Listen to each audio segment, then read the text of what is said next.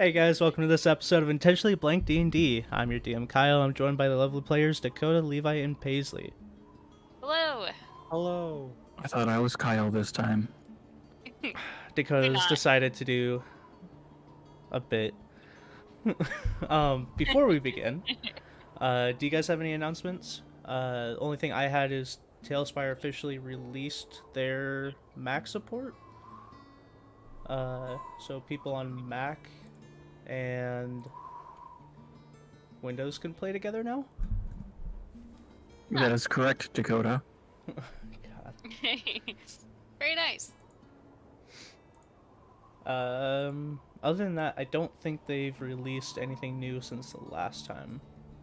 No, they have not. They released that monster pack, actually.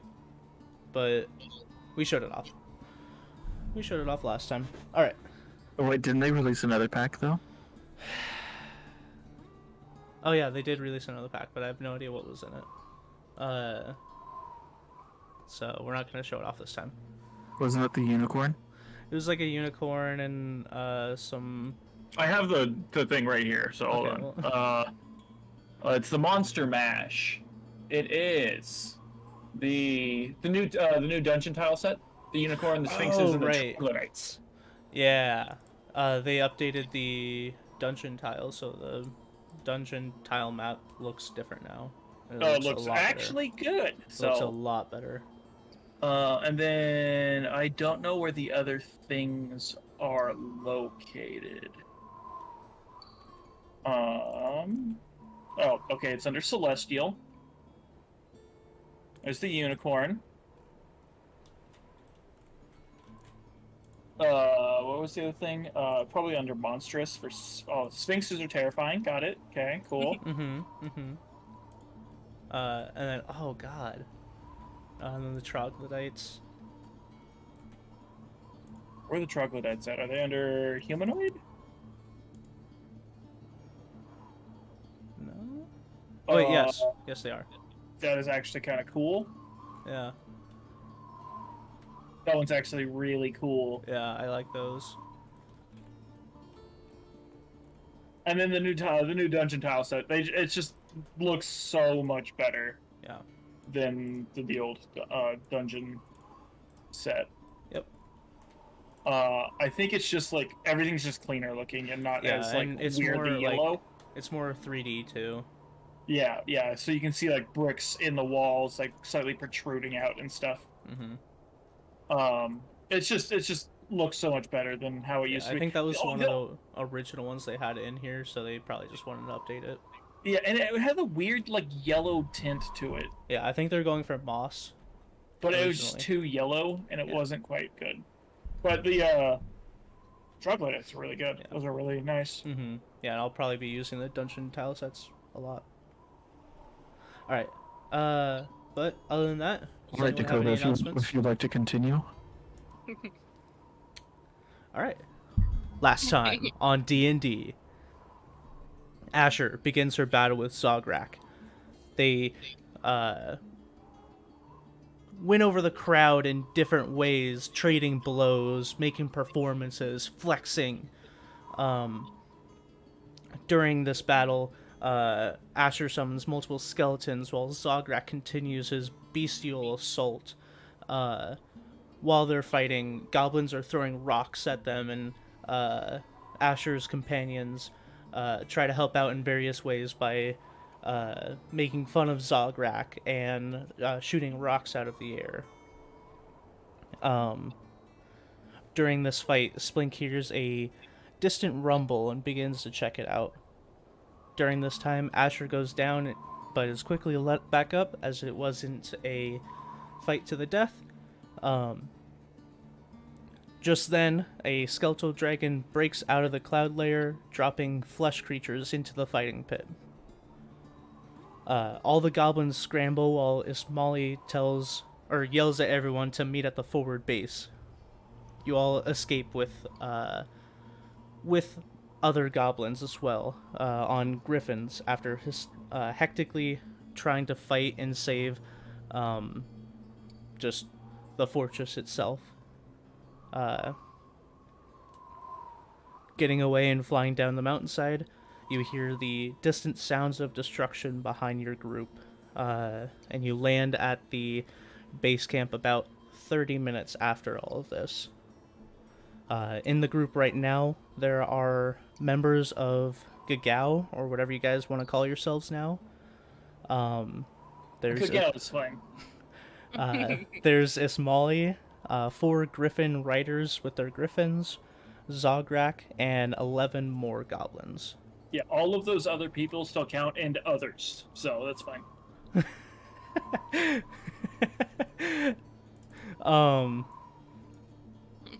As you guys all stand at the base camp, the sun has set, and the goblins who escaped with you have gathered.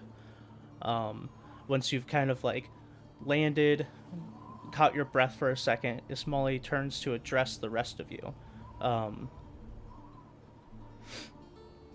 Really? Already? We just lost our house, and we're finally getting a new address? Yep. Ismali turns and just says,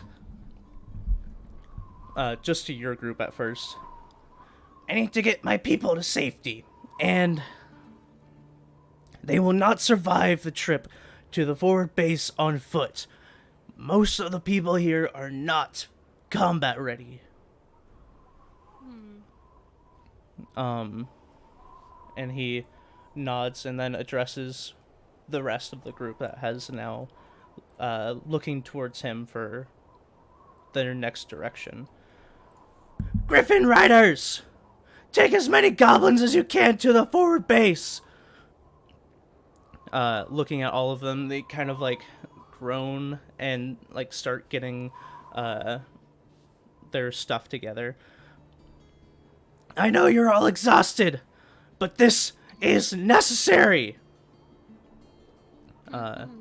He turns towards Janrin. Janrin! And Janrin kind of like perks up. You guys don't normally see him with anyone else but Ismali. Otherwise has like a don't care attitude. But with all Ismali, he stands almost at attention. I would normally take the remaining myself. These goblin riders can't take all of the remaining goblins. But I have a promise to uphold to Splink. I need you to take a few of the remaining goblins to the forward base. I need you to prepare the ones that are already there. Update them.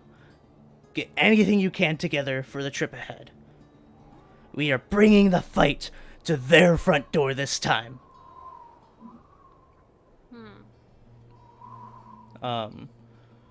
Jenrin nods and turns around towards Splink. At this point, just to remind everyone, you guys did just have a rough fight. Both Hoovel and Asher went down, not in the dragon fight, but within the last 30 minutes. This day. Yeah. So you guys are looking pretty rough. But he looks to you, Splink. I need to do this, but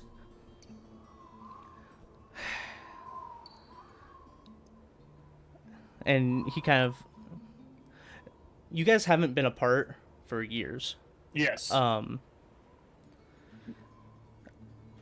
need to do this. The leader needs me. But, and pokes your chest, I will see you again soon. You survive without me. And I'm going to, like, grab his hand with one of my hands. Mm-hmm. But you do the same. And when I let go, the companion rock is in his hand. He looks down at it, smiles, and nods at you, and holds it to his chest for a second before putting it in his bag. Looks over at Snowball and says, "You keep these 3 safe." Snowball licks his eyeball like, Sounds like No two thoughts. rocks grinding on each other. Yeah.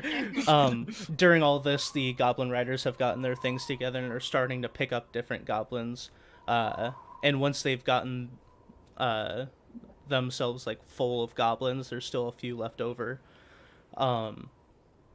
Janrin nods his head and gets like down on all fours, and you can see he starts his transformation. You guys have seen his transformation before, where he turns into a young dragon, but this time, as the scales start covering his body more than they already do, and his shoulder blades go out into wings, where his transformation normally stops, he continues to grow. This time, growing into an adult red dragon. Whoa. Huge. Yeah.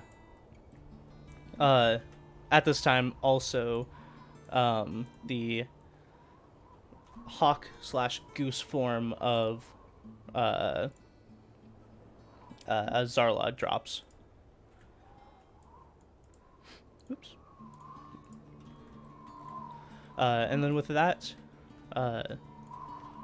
Janrin goes and swoops up the rest of the goblins and flies off north.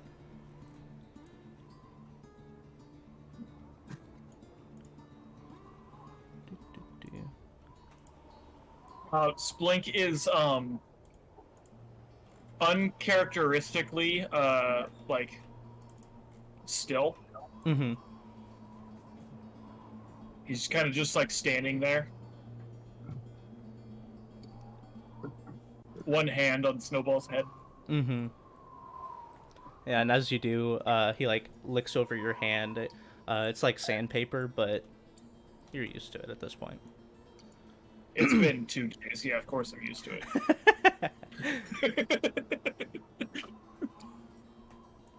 it. Cutting the silence, Ismali says, "Now, for our deal,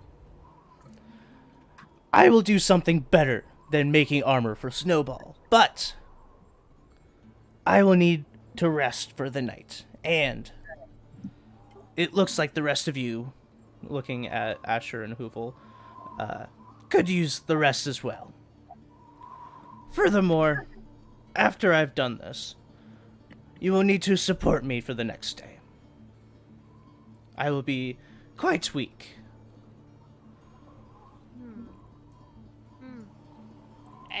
I nod sullenly. We'll protect you as you work. Just gotta get a good rest in first. He nods. "I have a hidden area close by to rest. Follow me." And he leads you just east of the base, outside of the actual compound itself. I don't know where those people go. Oh, they weren't there. Right here. Oh, okay.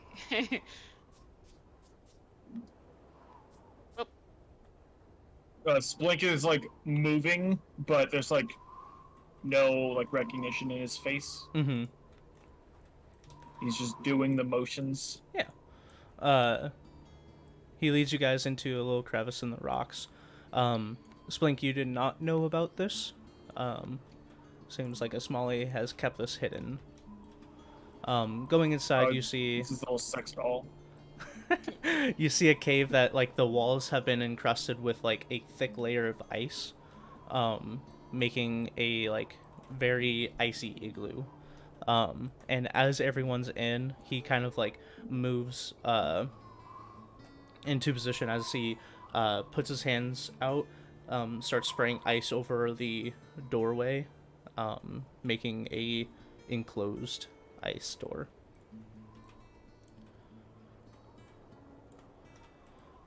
Phew, well, I'm gonna get some rest as soon as possible. I suggest you all do the same. He says that and then like closes his eyes, falls back into the snow, like sinks halfway down, and is instantly out. I pick a spot against the wall and just kind of slide down it, exhausted. Okay. Does anyone want to do anything other than resting? No. Oh, Okay. For those of you who are still aware during your rest, about an hour or so later, you guys do hear the swooping of wings, ones that you have heard before.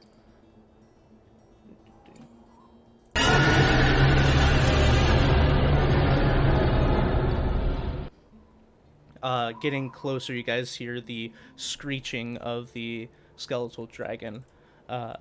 And over the next hour again, you hear destruction just outside of the cave, and it worries a lot of you, but after that time, it seems to fly off.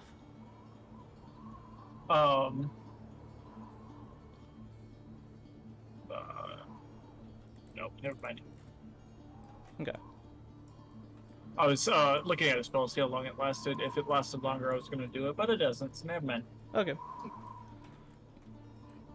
But throughout the rest of the night, seems to be uneventful. The cave itself gets you out of the cold, even though it is made out of ice, and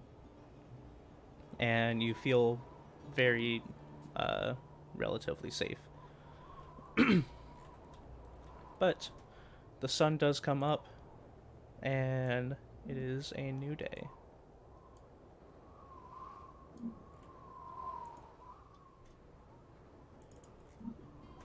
In the morning, Ismali goes over and uniced the doorway, turns around, and immediately goes to Splink. He stands up at attention. Now, Splink! Snowball's gonna look different, but I promise you this will only be a good thing. We might want to do this outside, but no matter what he looks like, he will have the same mind. No worry there. I give a quick nod. Are you sure you still want to do this? I give another quick nod. Still not really saying a word since Janrin has left. Okay. He walks out, and if the rest of you want to watch, you can. Definitely piqued Zarlod's interest. But he stands there. As we're walking out and we go outside. I do kneel down to Snowball. Mm-hmm. And I'm like, okay, Snowball, this is Leader. You have to listen to Leader. He's gonna do something. Just let it happen. You see, like, little pebbles start dripping out of his nose. And he, like, licks them up, and then you hear, like, crunching. gross. Ismali nods and first points his staff at Snowball, lifts it up and like begins moving it around the air, and as he does, you can see a bit of snow start picking up around him, and within the snow you see a magic circle appear and begin like flying up within the snow and mixes together. And as he does that, he points the staff back at Snowball, and the snowdrift that picked up around him goes up and then comes back down around Snowball, drifting around him so much that you guys lose vision of Snowball for a second. You see a bright light emit from the center of the small tornado of snow as it bursts away from him, revealing Snowball, but much larger and looking slightly different. Uh-oh. You see Give as him a mask. yeah, you see as the mask that was on the side gets pushed together as the two horns on his head kind of form together in the front of his head. Spikes emerge from his back. You see as his quadrupedal body reforms itself, and he seems bipedal, still hunched over, arms almost touching the ground. Dang. As he Blow up looks with a around, you century. see the still happy tongue, tail wagging, but now brushing rocks and boulders aside. Looks to you, Google goes Splink. flying as he wags his tail. And Dakota, you can use his second stat block. Sweet. Is this teenage Tarask? Teenage Mutant Ninja Tarrasque? Uh-huh. Wow. Very nice. As the spell finishes up, you see Ismali kind of pull back, and then he grabs his shoulder as you see let's see. Yeah, you would. He's wearing pretty loose clothing. You see like blackness start spreading pretty much all over his body and up his neck and along his face. Even his charisma goes up by 1. Yeah. Ismali looks pretty rough. And just says, "Okay. Ow. Okay, ow. Now, I can still cast spells today, but I would really rather not. This is why I needed your help. So, Okay. you will just need to keep me safe for the day." Well, do you want to ride this guy? Ismali puts up a hand. He starts to be like, "Well, I could still..." And then he thinks for a second. "Yes, I would." And he slowly climbs up Snowball's tail, and if he allows it, Ismali it's will a ride once on his in a- back. Once in a lifetime opportunity, buddy, to like ride a Tarask. I was just reading, I was like, could he just swallow him? But no, it does damage every turn, so it would be a good idea. Yeah, it would die pretty quickly. That's just 66 acid damage every turn. Mm-hmm. Alright. Ismaili does say, "Now, unfortunately for me, I do still want to get to the forward base as soon as possible. So unless you all need to do anything else here, I would like to get moving." I pop out from behind the rocks that I was hiding at. Yep, let's get moving to the forward base. I kick up on my broom. Okay, you kick up on your broom. Is Snowball big enough for me to also ride him? Yeah. Okay, yeah, then I also get up on top of Snowball. Okay. I just use my wings. Okay, and Zarlad will trudge through the snow. Can my broom carry 2 people? I would offer, but I don't think it can. Let me look here. Dakota, I'm gonna give you Control of temporary him so I access. can move Yeah. him too. Yeah, I figured. That's why I was just about to say that. Okay. Because then I could do that. Mm-hmm. Since he is riding on the back of him, he would not be able to move on his own. Okay. Oh, and while we're Ow. traveling, I when think we I could probably carry Zarlot as well. You would move at half speed, Ah, damn it. though you do move at 50 feet per round, so it would be Your 25 half feet. speed would be the same speed as us on Tarax. Mm-hmm. Oh. His Is speed So that you correct? you could do that if you would like. And it would match your guys' speed? Yes. I'll do that then. Okay. I like lower down to the ground and like wave over Zarlot. Get on here.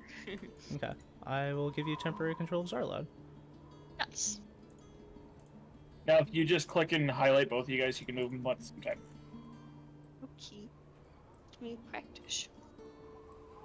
Quick highlight.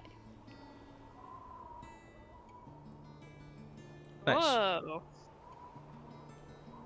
Okay. You guys are just heading north to the forward base, correct? Yes.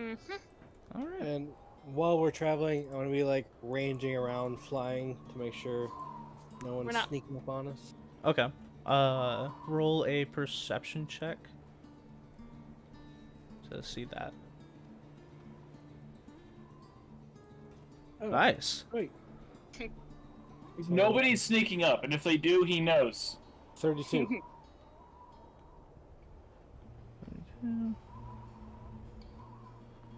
Sweet. I will keep that in mind. So as you're traveling, I will move you guys over to this board.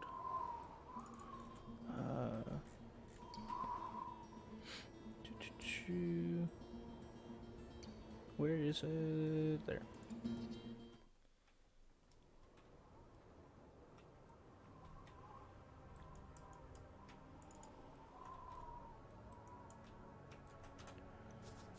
Yeah.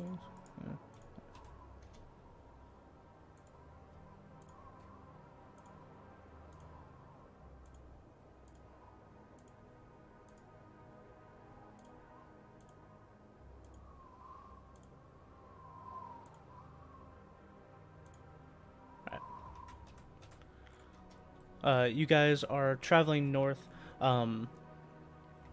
There is quite a large forest as you leave the base camp after exiting the canyon floor. As you're traveling, Hoovel, or I'll say this first. Splink, Ismali will talk to you during your travels. Okay. And Hoovel, with your natural 20, just as you're passing over, I would say that you would also hear this. Okey-doke. So, now that we have a bit of time to talk, I wanted to know if you all had a plan, or could come up with one.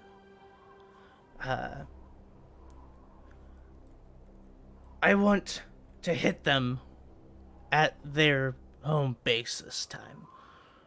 But I've never been to the Novistar outpost, even before it was overrun. And from what I've heard, the rest of you have. Well, I haven't. We only got quite a little bit of a glimpse, I would say. But we can come up with a plan. Yeah. The reality is it's going to be tough getting close to the outpost. So that should be our first plan of attack.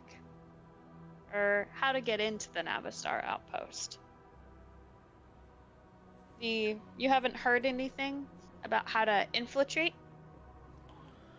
Unfortunately, I've been focused on the fortress as I returned not too long ago.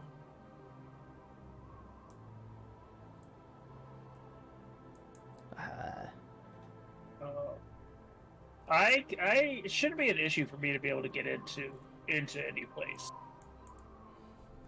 I don't know how it's gonna help the rest of you guys. Like, one eyebrow up at him. It's like, you can't go in alone.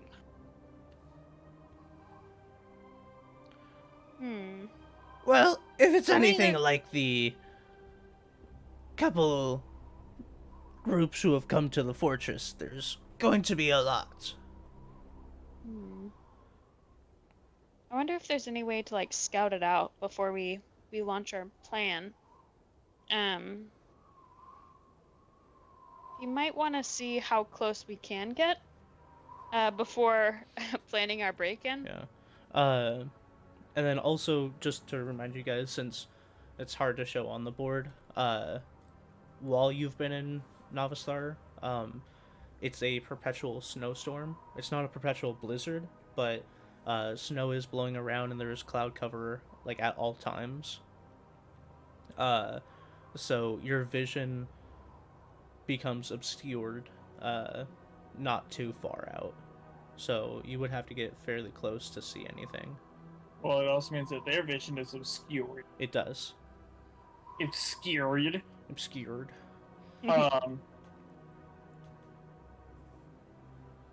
How far do you think our obscured would be? Be like Few hundred feet.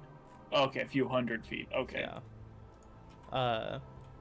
Couple to a few, so 200 to 300 feet probably. Okay. I was thinking like, is it a heavy like No, blizzard? Like 30 when to it's 60 feet. Yeah, when you guys have gone through blizzards, it's been 30 feet. Okay.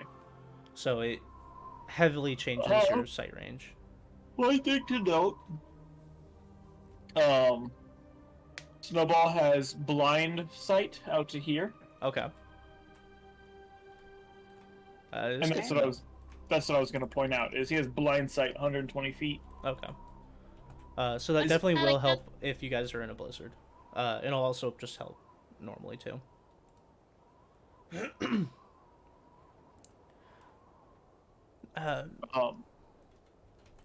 So, maybe just think about it for a bit while we travel.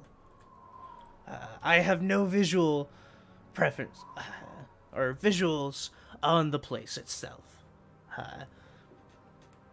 But if there are a lot of them, like there has been at the fortress, I have been our main source of large area attacks.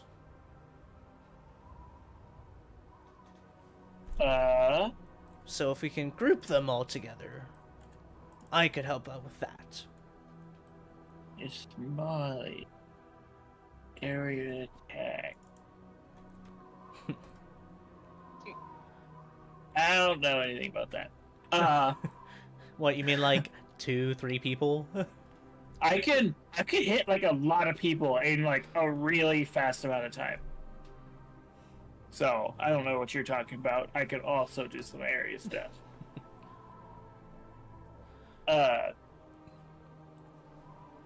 Yeah, me not so much. I'm like a one-person pow kind of guy, so I just start rummaging around in my bag of holding, like Mr. Leader, looking sir. Yes, Splink. Do you know how we can move a bunch of people into a location at once? He thinks for a second. Let me look. I like turn around on Snowball, letting Snowball just lead the way. Mm-hmm. So I'm like not even paying attention to where we're going right now. Well, it would be tricky as I don't know the place itself, but Let's just say that part doesn't matter. if that part doesn't matter, I would be able to move myself and 8 creatures instantly. Would you be able to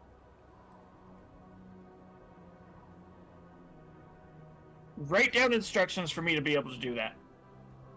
I'm pretty much asking for a scroll of that. Yeah. I potentially.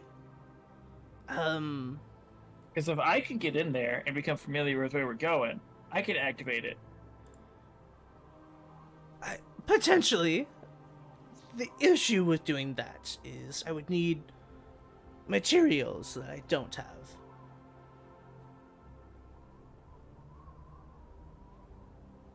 like while you guys are talking, I'm like picking through my bag, like looking for things that are helpful. I'm like, I don't know if I have anything to help with that. But as I'm rummaging around, I'm like, bestiary? Nope. Papers and Ancient Draconic? Nope. Ring of Simulacrum? Simulacrum? Simulacrum. I'm like, forget it. Bam. And I'm gonna activate it. Oh, you're I need- activating the simulacrum. Yeah. Okay. Okay, so I gotta wear it for 24 hours. Yeah. So nothing actually happens now, but Okay.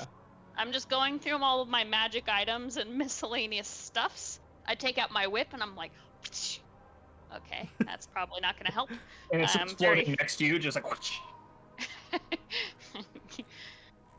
Repeats the move. Yeah. Yeah, I'm just kind of like going through my items. Like, what kind of thing would you need for that? And tell me it's not a diamond worth 500 or more gold. I the ones in my bag like, oh fuck me.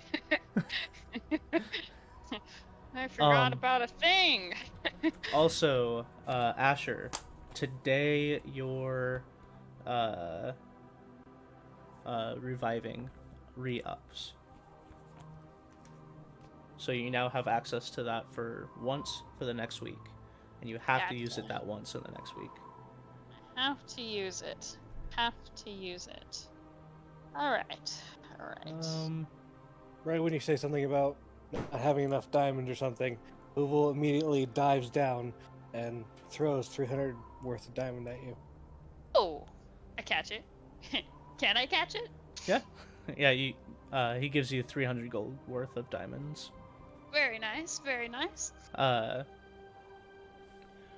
Unfortunately, for a spell of that magnitude, to create something that someone else could use, it would take roughly 16 weeks and 25,000 gold. You know, honestly, I could probably come up with that gold, but we're a little crunched for time, so... We are money makers, the squad. Okay. But I do have that spell at my disposal.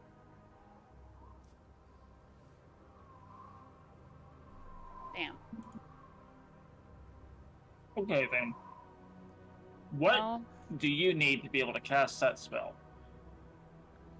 Fine, let me look it up again. As in, for him to get us into a location, like to teleport to someplace? What I Does would he need to be familiar with the area? That what kind I of would question. need, technically, I could do it right now. I don't want to because it might kill me. But if I weren't hurt, I could do it right now.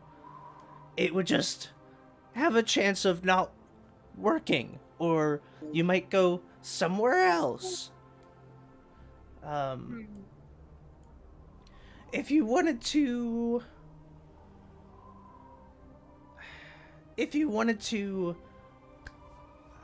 maximize the percentage chance that it works, and even get rid of a chance that it goes wrong, I would need something from the area. Something from the outpost that has a significant tie to it. Otherwise, if anyone has a spell that could recreate the area so I could see it, or has any way of me seeing it myself, that would reduce the chances a bit, but you'd have about a 1 in 3 chance that it would go horribly wrong. I look over to the floating whip beside me. You know what he spells, buddy? And he like wags the tip of his tail back and forth to shake his head. At this point, if I were trying to do it, it would be about a 50-50. So if we could see... Actually, it would probably be more like 1 in 4 chance that I actually get you there. Can I paint you a picture of it? Or does it have to be like you looking at it? I would need to look at the actual thing. If you paint it, it would help a little bit. Smiles like, yeah, that's not gonna. He's just being nice about it. Yeah. So just so you guys know, out of character, teleport. There's 6 things that he would, or like 6 tiers. There's false destination. He does not know where it is and was given like directions to somewhere else. There is, he has a description of the area. There is viewed once, seen casually, very familiar, associated object, or they have a permanent circle. Right now, he has a description of the area. It'd be a 43% chance that there would be a mishap, and you guys would not go anywhere and probably take a bunch of damage. There's like about a 10% chance that he would send you to a similarly described area, but not that area. There'd be like a 20% chance that it would just be completely off target, and there'd be a 15% chance that it would be on target. I believe in him. Let's do it. What if I can get you something from there? If you can get me something from there, if you can get me something from there, I can get you there. Get me close. 100%. Get me close, and I will get you something from there. That would work.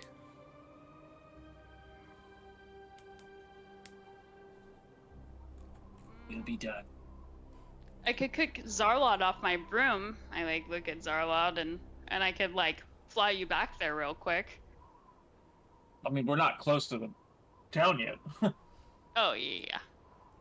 Yeah, if you were to fly there, let me check the map, just so I don't tell you any false information. Because right now, you guys, Any false destination? you guys do have to travel north to get to the river crossing and then go to Novastar. But if you went directly there, it would take you roughly day and a half. But going the direction you guys are now is going to take you about 2 days. So if you flew there directly, you could get there a half day early. That being said, not all of you can fly. And you do have a Tarask that is extremely heavy. How much does this guy weigh now? Let's keep traveling as a party. Quite a few tons.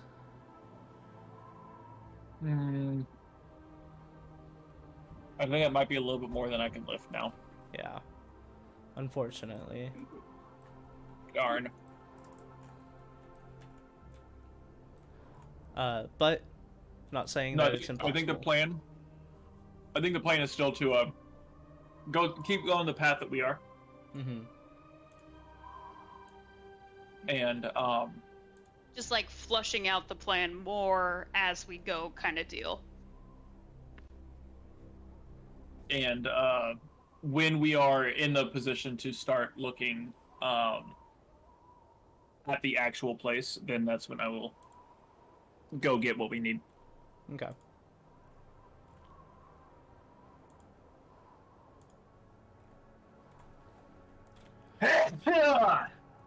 All right. Well, now that we have the workings of a plan,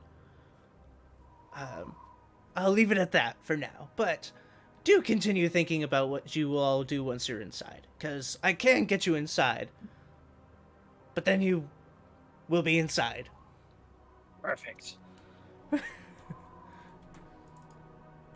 Hoovel, about this time, since you did roll really high, you do see in front of you guys, probably about an hour out, what looks to be a large cloud of a blizzard.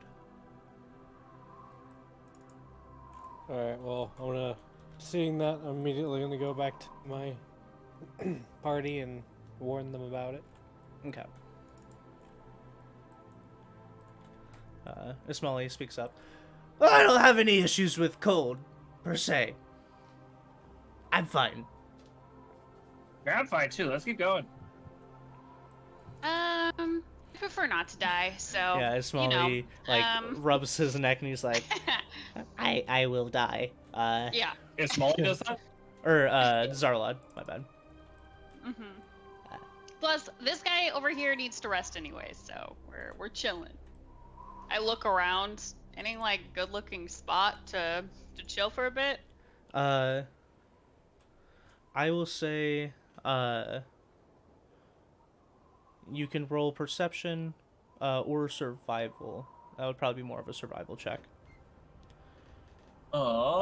And then if anyone else wants to do it, they can give me a survival roll or give Asher advantage by helping her. My survival's not very I'm pretty good at survival. so I'll give her advantage. Let me look. My survival's a +3. Oh, it's the same as mine. It's not good. Wait, what was the other option? I first said perception, but then I corrected myself saying it would probably be okay. survival. Are you sure it's not perception? I mean, Uh, perception. If you want, you know. Just say it. Levi, I will give you one perception roll instead of survival. Oh I shit! already have them in my hands. I'm sorry. No. 1 in I already 20. have the 2. Yeah, no. got a I 1, was gonna I give got it a to 20. him on top of you. Okay. And the only reason I gave it to Levi is because he rolled so high on his perception before. Yeah, It's a he's 30. like God Okay. status looking through the Yeah, snow. so with both of those rolls, you scouting it out and Asher, you looking around like the terrain, both of you spot clues pretty much at the same time. Okay. Asher a bit before Hoovel, but Asher, you find tracks in the snow of a large hooved beast, and it reminds you of the same tracks that like the goats were, maybe a slightly different but similar tracks to the goats. Okay. And then Hoovel, as she points out the tracks and points in a direction with your owl eyes, you spot in the very Your off eyes distance. see. You spot just the like silhouette of a rock formation. Cool. I'm gonna go scout out the rock formation. At the same time, we're like, over there. And we're like, we go that way. Okay. So yeah, you guys veer your path slightly to go towards this rock formation, and you make your way there. It does take you like just a little over an hour, so you're lucky that you saw it beforehand. So you won't make any rolls for survival. But as you get to this rock formation, the blizzard has set upon you, and I will pull you guys to that board.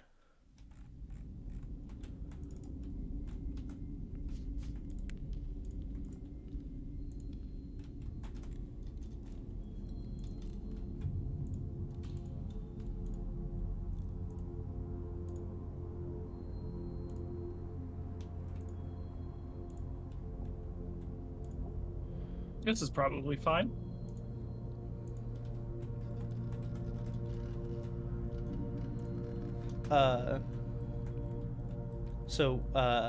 As you guys approach, the blizzard going around you guys, it's getting harder to see, but you do approach what looks to be a large cave set in a rock structure. Asher, following the same hoof prints, they lead down this trail, kind of like, it's hard to see as it's white on white. but 10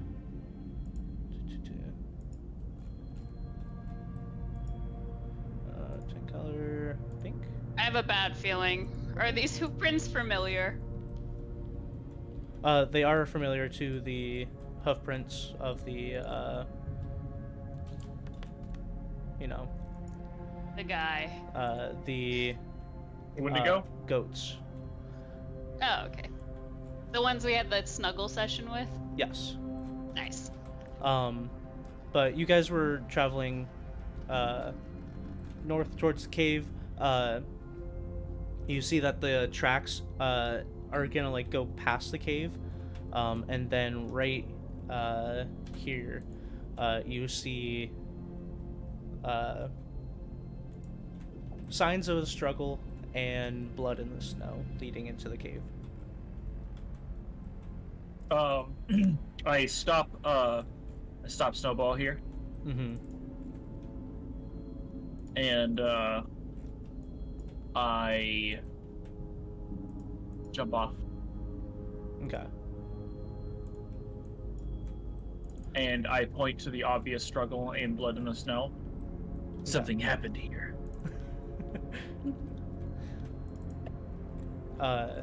As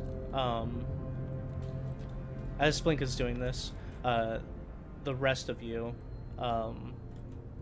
you're feeling the cold, and if you do not get somewhere out of the cold, you are gonna start rolling damage. Question. Mm-hmm. Is this the only entrance that we see? Make a perception.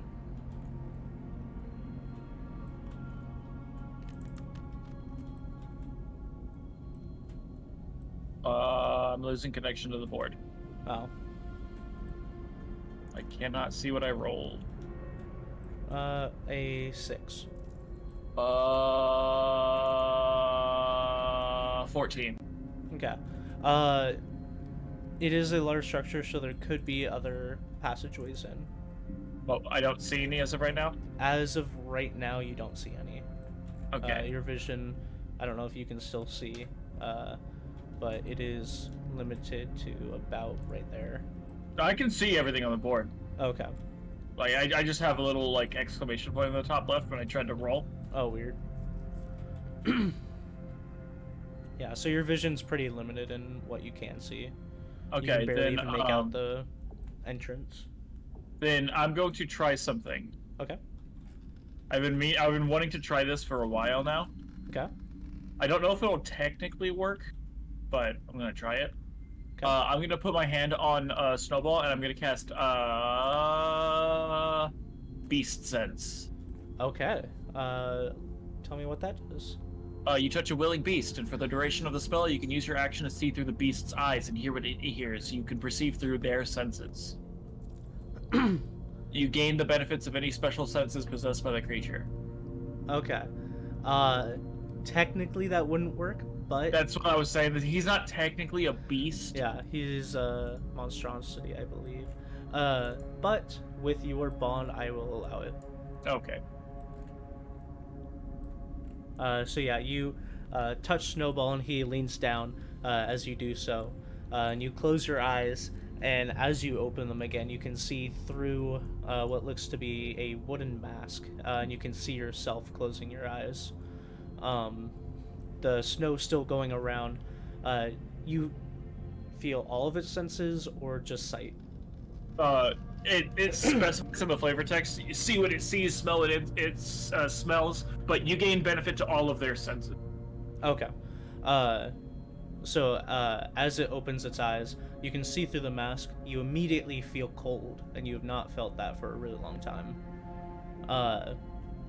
But other than I that, don't like that.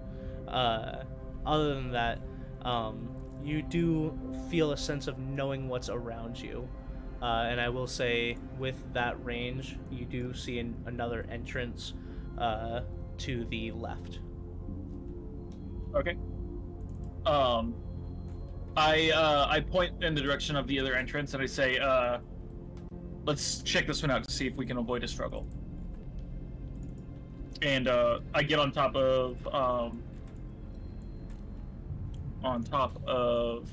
Snowball again. Okay. Keeping my eyes closed as I connected to him. Okay. Tell everybody to grab onto his tail and follow. Oh. And Hands are then- allowed to grab on. It's here, right? Yeah. Yeah, I saw this one. Mm-hmm. As we're getting close, I'm gonna focus in on senses. Mm-hmm. And do I know of any living or moving things inside? Let me redo the bow. Or yeah. At this point, no. Okay. I believe it's clear. I say as I hop off and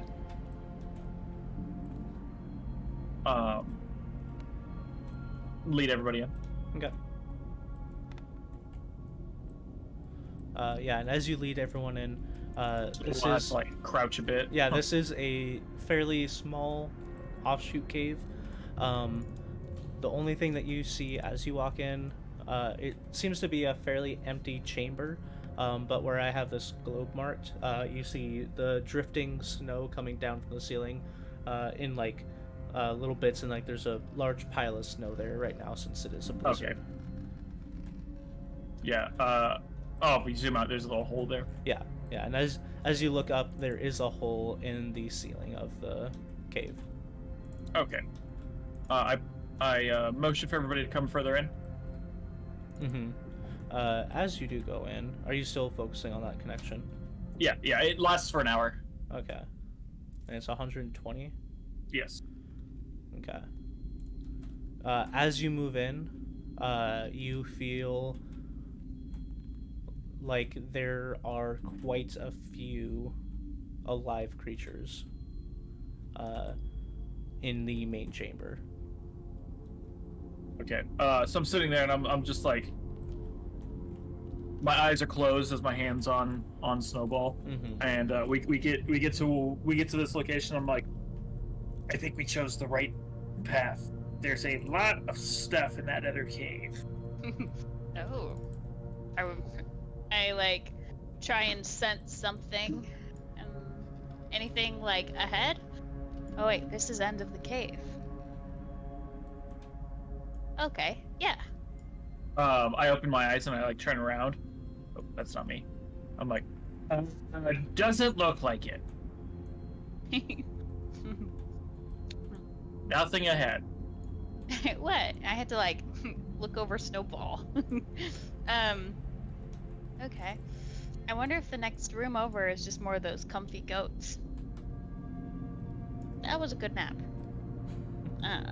If they were the comfy goats, that struggle tells me that they might not still be those comfy goats. Yikes. You guys can, where's Hooble? He's over here on right this here. ledge. Yeah. Perching. Oh, okay. I just where my camera was turned, he was just behind the rocks. Mm-hmm. You had to find the highest spot. You guys can start, getting comfy. Be on alert. I'm gonna go see if I can find out what's going on over there. Okay. And I start, oops, I just teleported through the ground. Okay, I'm back.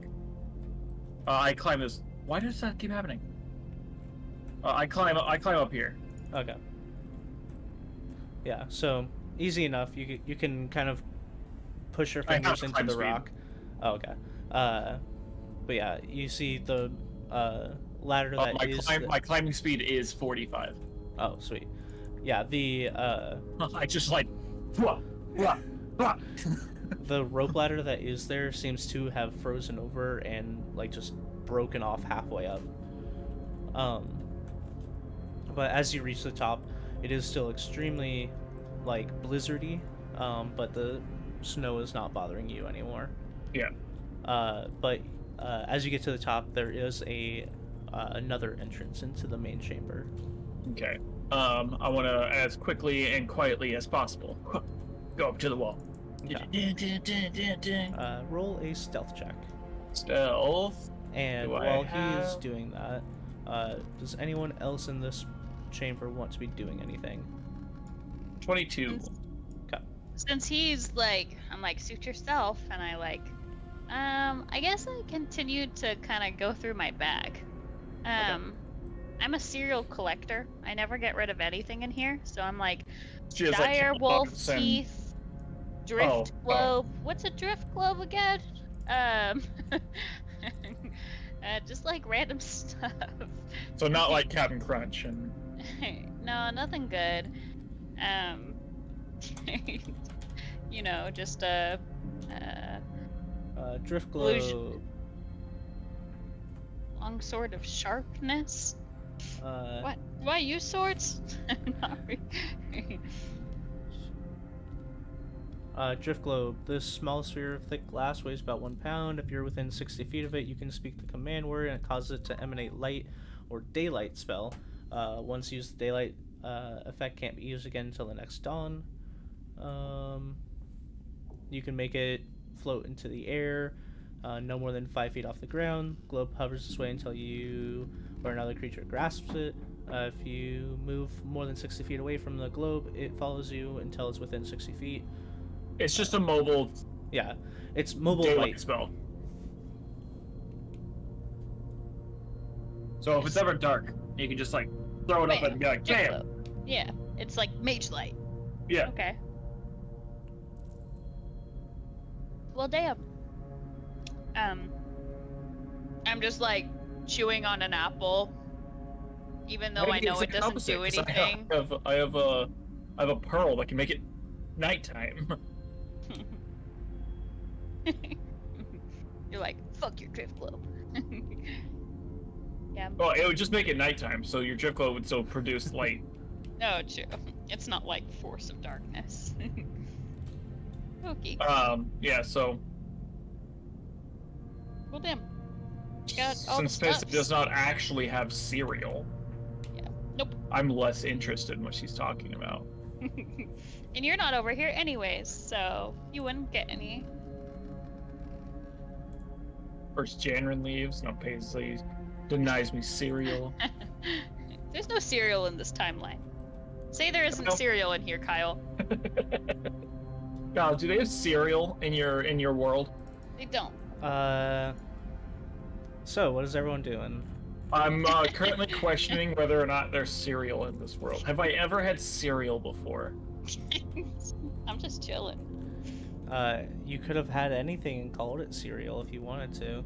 Bam, there's cereal. If we can call it cereal, it Wow. means that there is cereal. Wow. Cop out, Kyle. Cheap answer.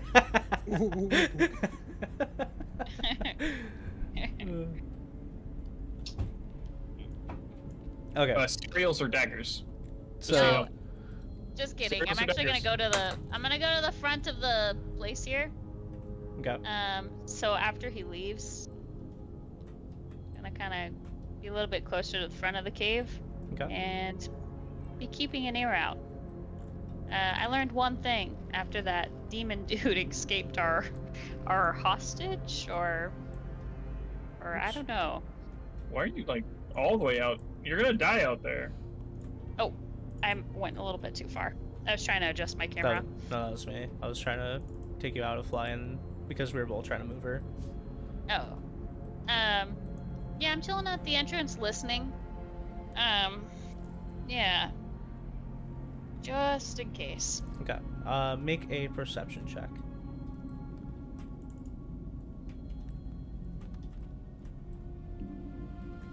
Oh. +6, so let me see that. What did I get? It's a 25.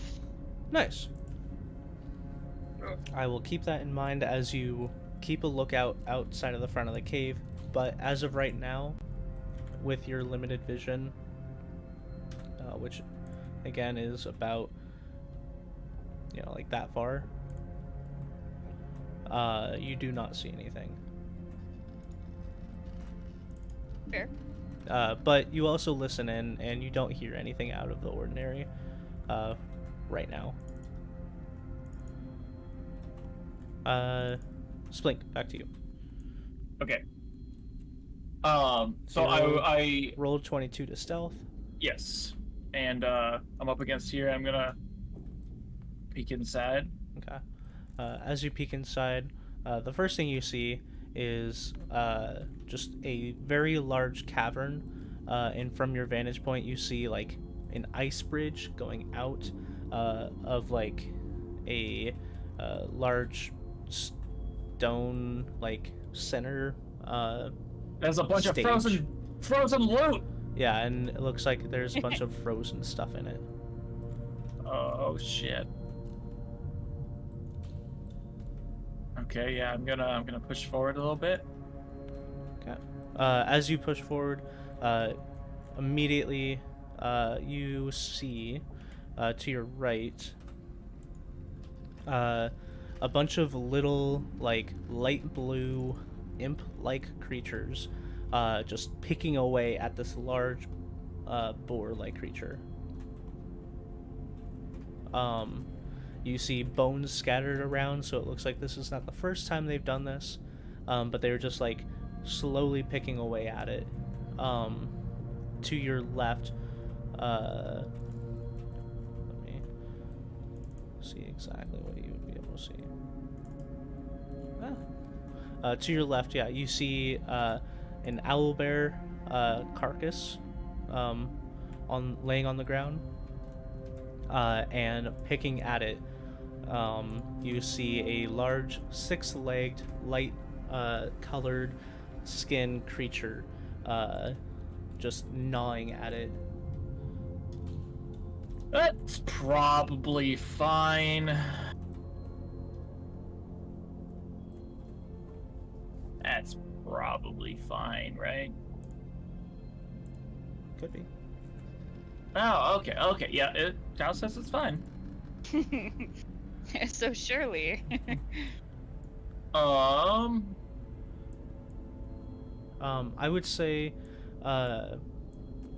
not like 100%, but it does remind you of Snowball a little bit. Just more animalistic, where it has like 6 legs. Would I, and if you want me to make a check for this, I understand. Mhm. Would I? Does this look like when you say it, like reminds me of Snowball? Would I think that this is a beast or a monstrosity? Let me double make sure.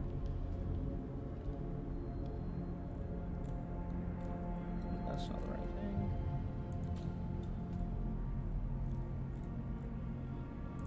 What's that? Roll.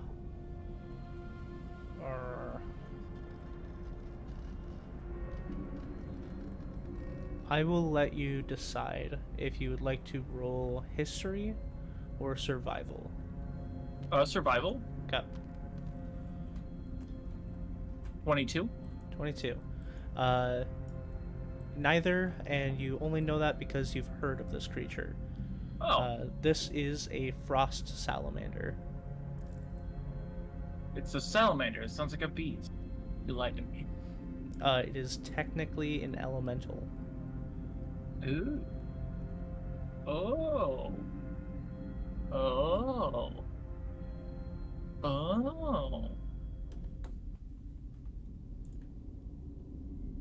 Oh. I'm looking one thing up real quick. Okay.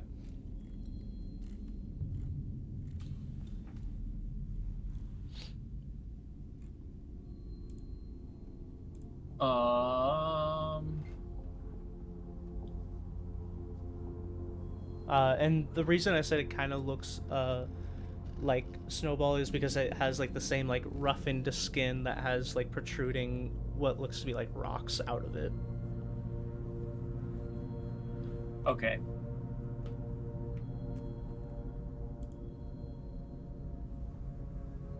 Okay. You said I've heard of this creature before, right? Yes. From what I may have heard, do I think that this creature is intelligent? It does act more bestial. Even though it's not a beast, it is a wild animal, pretty much. Or a wild creature. Okay. Okay, then there goes that plan. I was gonna go try to talk to it. I never get to use this, but I have language primordial, Yeah. which is I'm not sure if you're familiar with primordial, and I don't even know if this one would be able to speak it, but primordial is the language that derives the elementals. Mm-hmm.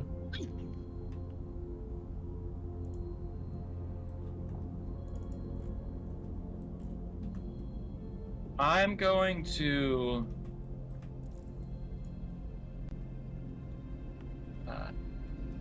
fuck. I'm trying to think what I would do here as Splink.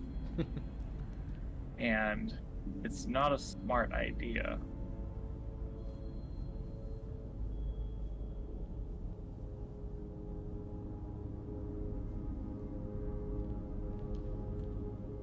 I'm gonna back it up. Okay. I'm gonna drop back down. Okay. So a couple minutes after Splink goes up, Back into the snow down here. yeah, you see as he comes back. Splink inside here, you see most of the people still at the back. Asher up at the front, looking out. Okay. I give a quick little like whistle to Asher.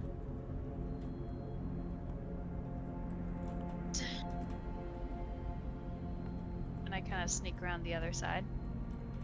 No, he What? came back into the cave. Oh, I thought you were still over there for some reason. I just like didn't see you walk by me. Or listen to Kyle say that I came back in. Maybe. Uh, Hello. I'm here. There's a giant ice lizard Ew. and a bunch of little ice imps, Like minding their business? like eating everything that's around. We're around. But there's also a giant pile of frozen loot. Frozen loot. How we gonna unfreeze it, even if we are able to? I look at the goblin. I have this thing that can unfreeze any ice. What? Yeah. You do? Yep. I guess we better go kill some lizards then. So, like, how big is the ice lizard? Like maybe 7. I say Okay. as I start climbing up. Ah, And as I get over to the area, I was like, "All right, so you're gonna come up here. You guys might want to be quick because there's a little gap between here and the cave. But if you rush in there, you should be able to get out of the cold really quick. And then be careful because they're right on the other side. And then I start going. And then when I get up here, I get up against the wall and I re-hide. little gap. This little gap. There. Whoa. Ah!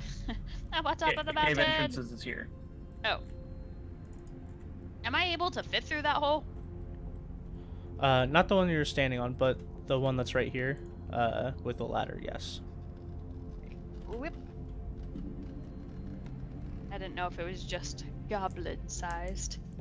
Okay, I climb up the ladder and I back into the cave, shaking off the snow that's collected on me. Oh, okay. I drop down. God damn.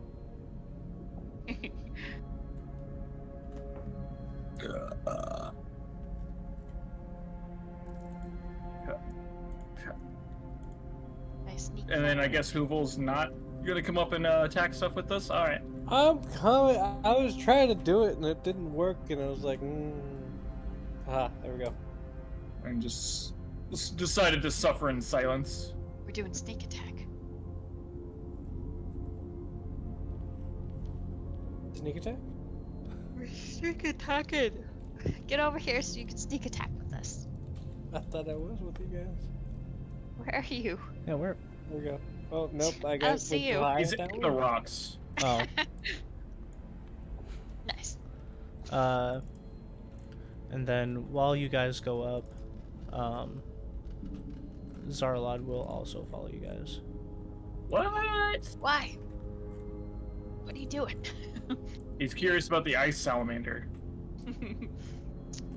I'd like you guys to roll a group stealth check. I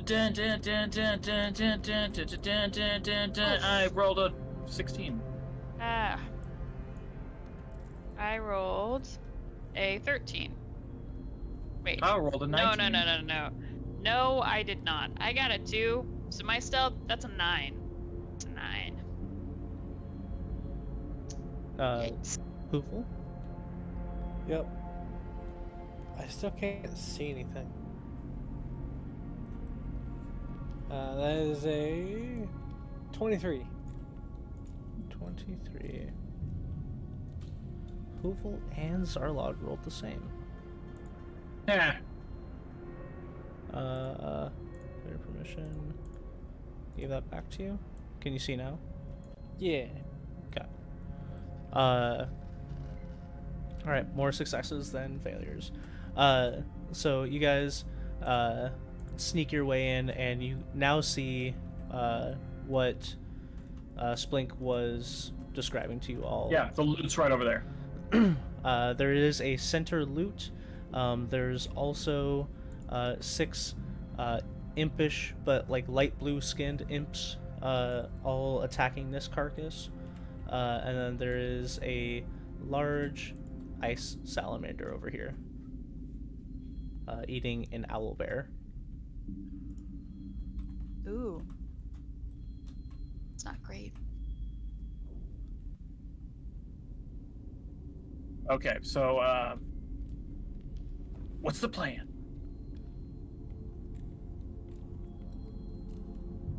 You're the one who had the plan. Follow my lead. I shoot them.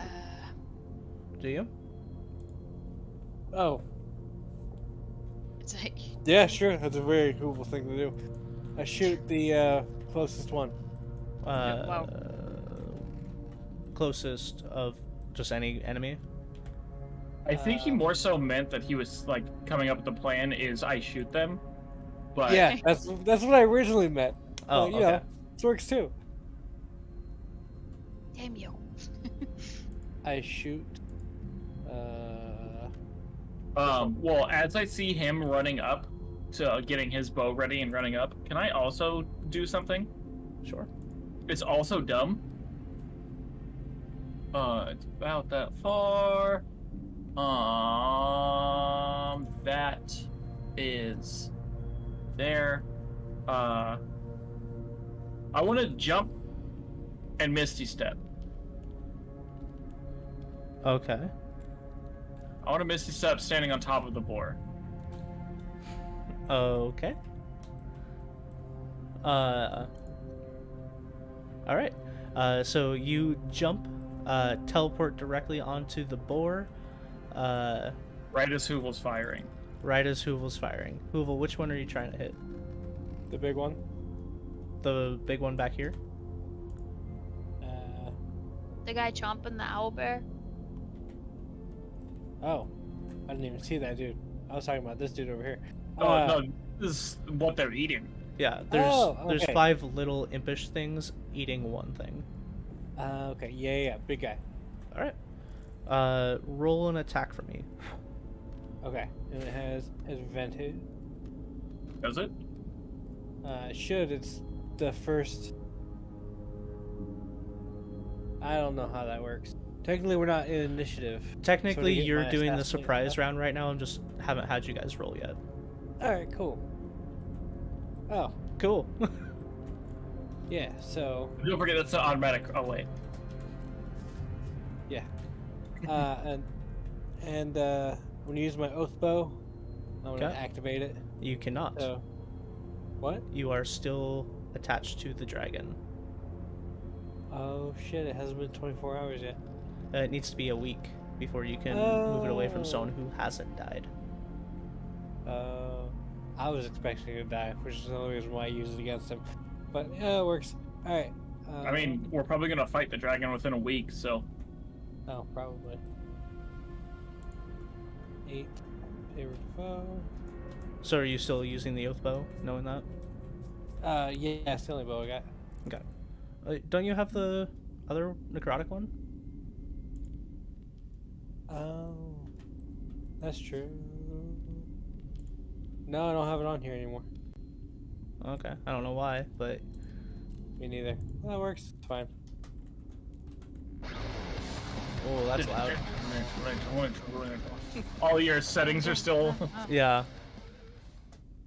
Let's see. I'm gonna re-roll one of the d6s, like 2. Okay. Oh, fine. So, 48. 8. So 56 points of damage on my first one. 56. Yeah. Okay. And then my second shot.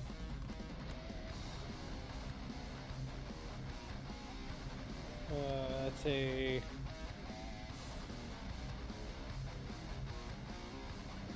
26 to hit.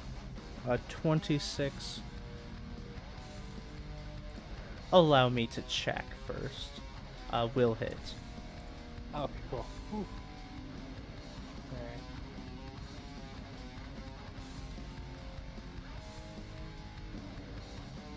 Alright.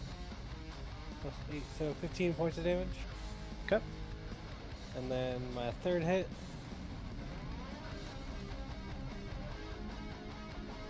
That's a 26 again. 26 hits.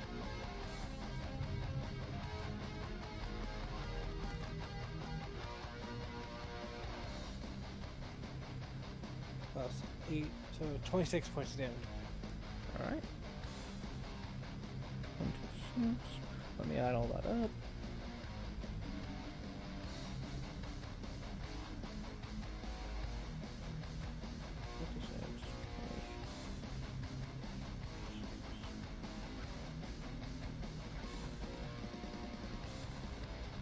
Alright.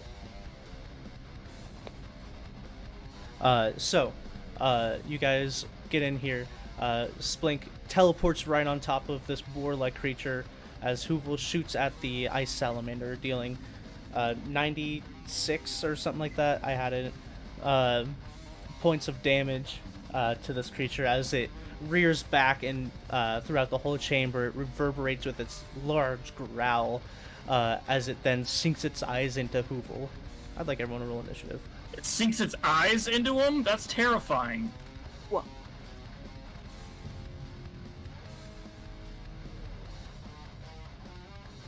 Oh, no, than that 20. 28. Nice. 14. 22. 22 and 14. I like that the guy who brought us all here is gonna go last. You don't know you have bad rolls. And then Splink, you still technically in the surprise round have your action because you Oh, okay, yeah. Then I'm gonna do something cool. got. So you guys have already seen him teleport once. I cannot move my camera anymore for some reason. Talespire might crash. But continue describing what you do because I can still see you technically. Okay. So you guys have seen me teleport once, and then I'm standing on top of the boar, and I'm just gonna say, "This is mine now," and then I'm going to instantly teleport to this guy attacking him. Okay. Give me 1 second as I pull up the ruling on this thing.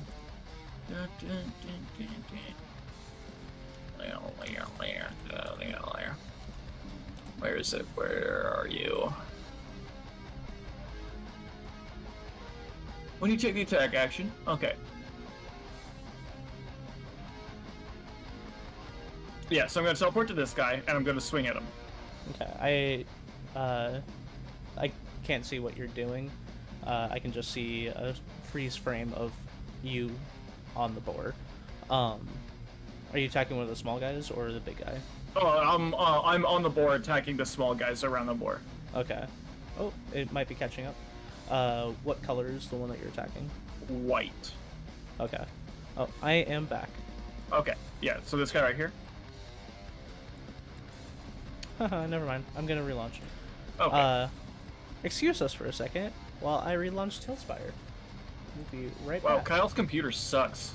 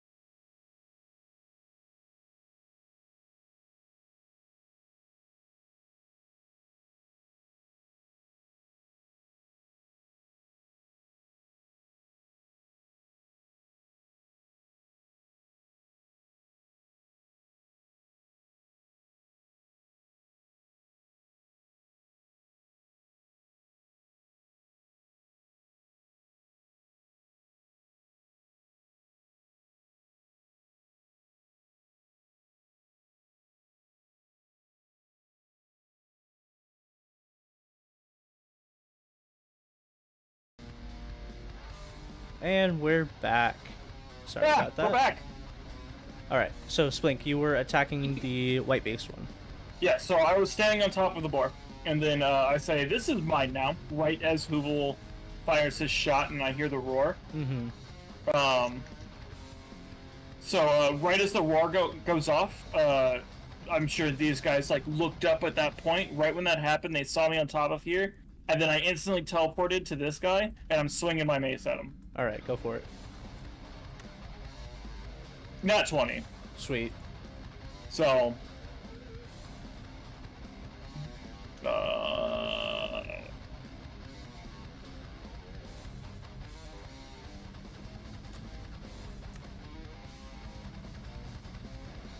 40 points of damage. You swing your mace at that one, and the whole top half of its body is just gone into a red mist. As soon as the red mist happens, I am next to this one swinging at him. Okay. As you swing down at that one, the red mist hits you in the back of the head, smearing their guts like all over the side of your face as you swing down onto this one. 33. 33 will definitely hit. For 25. 25, again, that one. Red mist. This time you take it out the midsection, so like the head falls down onto a pile of legs. And because of this new feature, if I use this teleporting attack on two separate people, I can teleport to a third one. Alright. And make a hit on him as well. Alright, go for it. 27. 27 will hit. For 25. 25. Again, that one you like bring your mace down on top of it, and its head goes into its body. Yeah. So I teleport on top of this boar. Say, this one's mine, and then a giant roar happens, and then the next like second or two is just a blur of this guy being turned to mist, this guy being turned to mist, and then this guy like becoming a foot shorter. Mm-hmm. Dope. And then it's my turn. All right. All right. I'm very angry that I don't have Janrin with me, and I'm taking it out on these imps. Oh. I'm gonna position myself right here afterwards. Okay. So you're between them. Yeah, yeah. Okay. Next up is the ice salamander. Movement speed. Okay. Hoovel, you see as the ice salamander. Oh, why does it have the 4 there?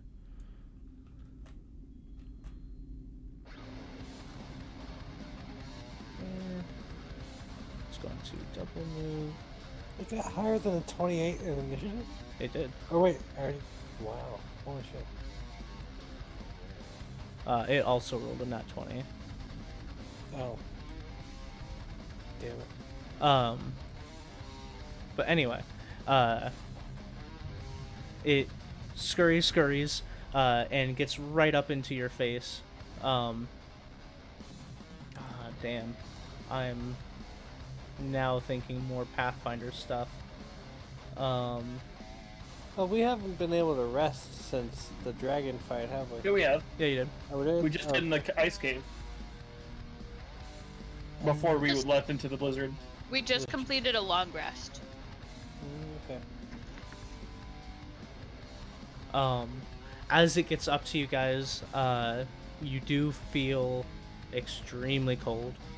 It seems to have a radius around it that is just freezing everything.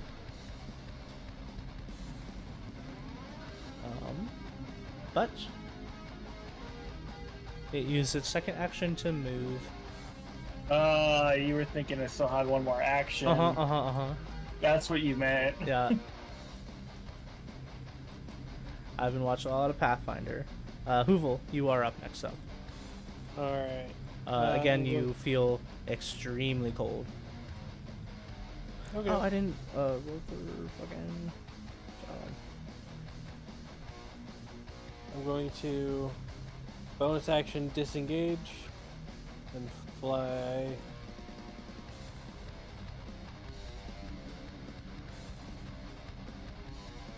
And then I'm gonna shoot. Alright.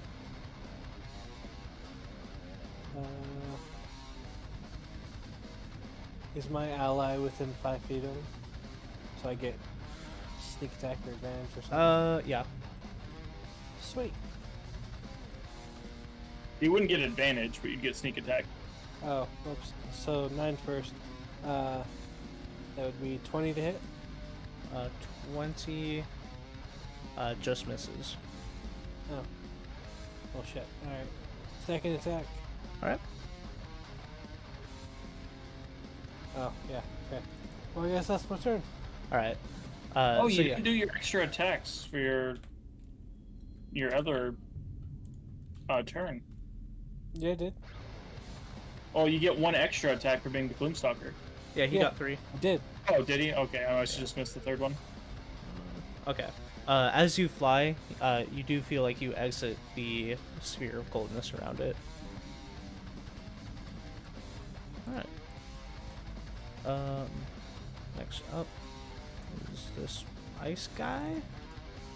That's not So- a very ice thing to do. He sees this. Ice to meet you. Ice to meet you. That one doesn't work. And it screams as 3 of them are wiped out, as this goblin just appears out of nowhere and then like blinks between all of them, Splinks between all of them. splinks between all of them. As it screams out, it's going to shoot out its frost breath. Okay. Make a DC 10 dexterity saving throw. Oh no. That's 22. Okay, then you take half. Don't forget resistance to cold. Yeah, so you take 6, half that to 3, and then you have resistance to cold, so Yeah. half that to 1. Ah. And then seeing It you, makes my breath a little cold. yeah, seeing you brush that off, it is going to run. Attack of opportunity. You do get an attack of opportunity. 33. Yeah, it hits. 22 points. 22 points is still good enough. So, you crack down onto it, and the knives on your mace dig into it, and you hear a crack of its spine as its eyes like roll back into the back of its head, and it just flatten out against the floor. Alright, that one's dead on its turn. Asher. That's always rough when you die on your turn. Yeah. I'm gonna be like, oh jeez, and I just Oh, like jeez. whip, out of here to this ledge barely. You what? Far step. Oh, nice. Isn't that only when you get hit, or is that the far step You- spell? Far step spell. Oh, okay, that's the one that keeps happening. Right? Huh? You can Until your teleport up turn to. before the spell you can, ends. yeah, you can use your bonus action to keep doing it. Okay. It's a Oh. better Misty step, Yeah. but it does require concentration. Oh, gotcha. But that's your bonus action, so you still have your action. The. Oh, for me, it looks like a 5th level spell. Yeah, yeah, but it's a bonus action spell. Okay. Yeah, I guess it is one bonus action. Yeah. It said like casting time. Okay. And then yeah, well I guess I'll Eldritch Blast him if I have a whole action I can do. Eldritch Blast him up. And since Eldritch Blast is a cantrip, you can do that. Twice. Should I just roll 6 dice then? Not twice because you did use your bonus Oh. action. To Yeah. cast So a I spell. can't use illusionist bracers. Nope.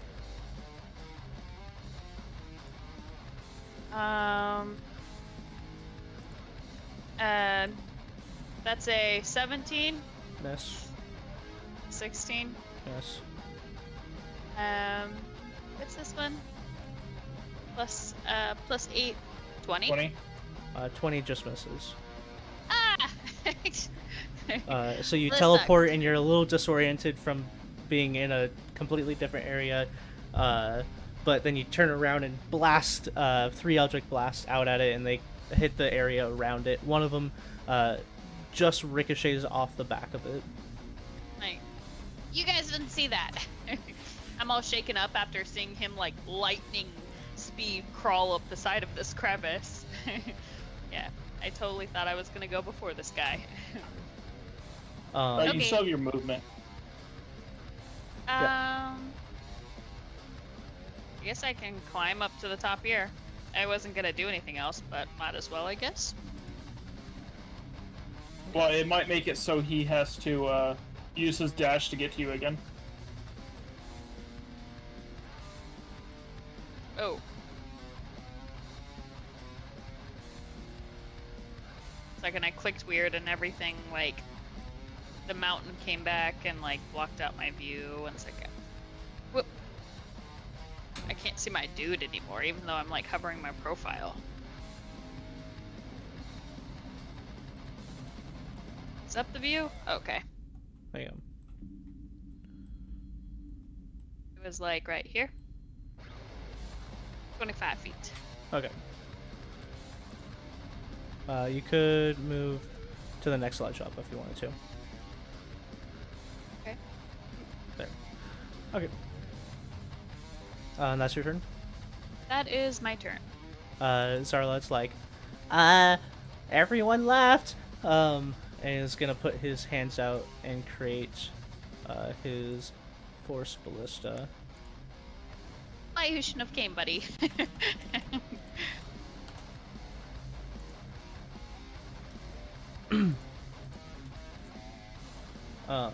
Which is He just summons a cannon. yeah. It's actually technically a cannon with legs. Nice. Yeah. So just turn it into a creature. Oh Yeah. If you had to do like a That's mimic or a something, we'd huge still get it. face. Cannon. Cannon. Technically he can make it small enough to hold in a hand. But yeah, so he creates the cannon right in front of him, and then it shoots at the creature.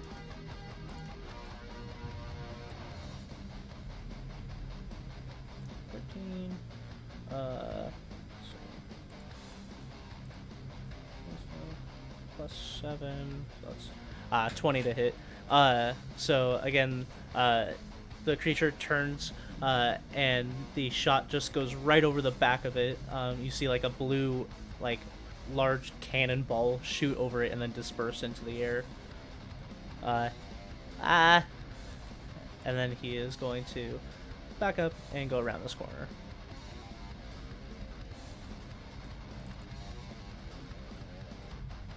Alright.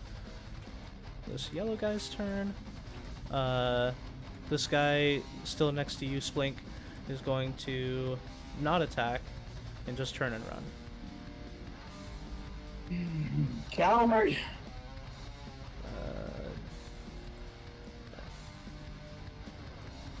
And then use its action to do it again.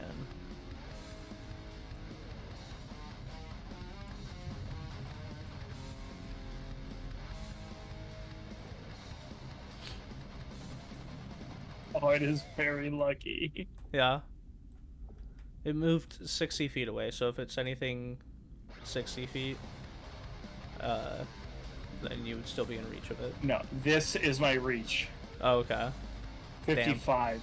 Well, if I was standing there, he's just outside of a 5-foot reach too. Yeah, if he moves 60 feet, and your range is 55, so he would be 5 feet out of your reach. Okay. Alright. But Splink, that is your turn.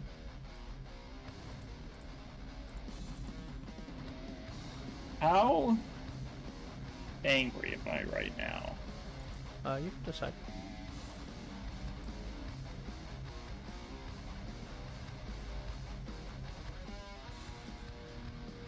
I am going to cast Zephyr Strike. Okay. And run in front of this guy. Okay, so instead of blinking, you're just going to run. Yes.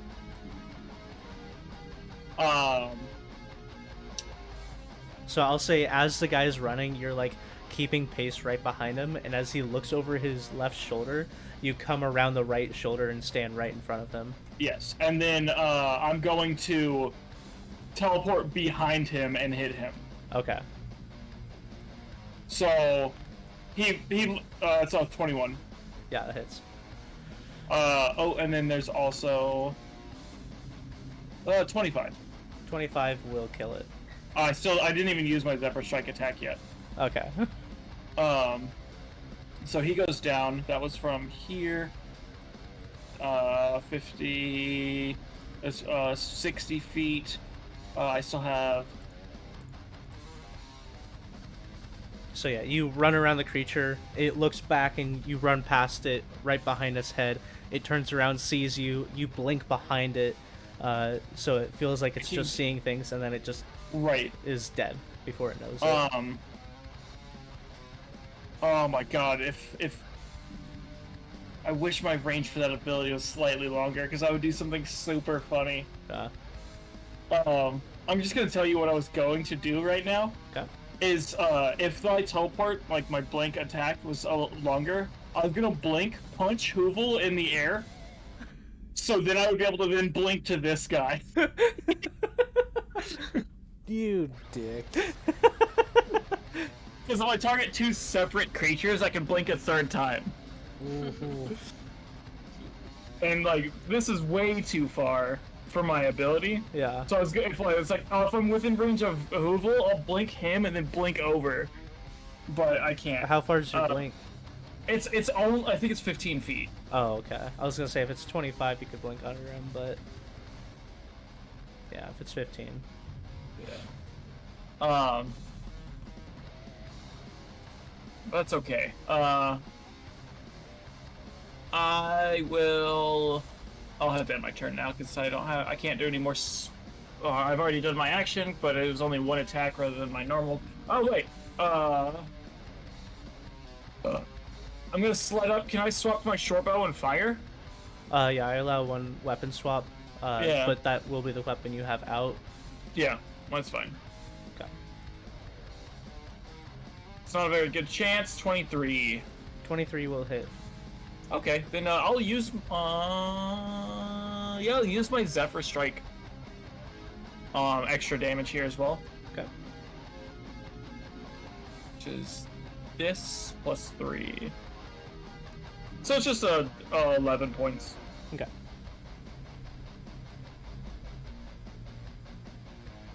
But it does end my turn. Okay.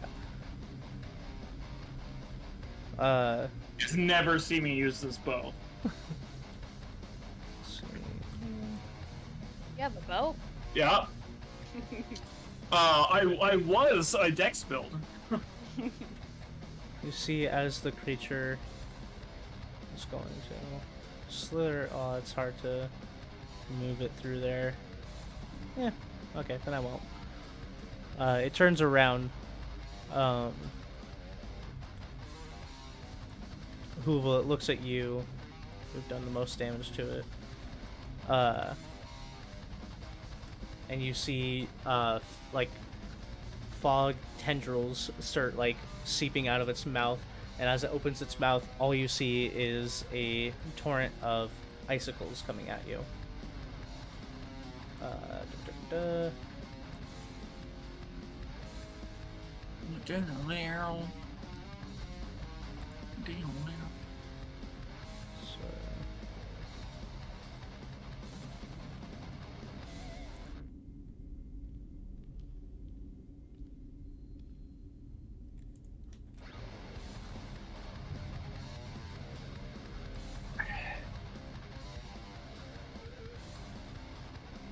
oops.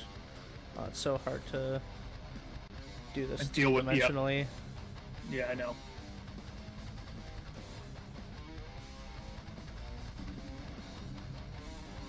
Yeah, it wouldn't hit both of you. So Hoovel, please make a Constitution saving throw.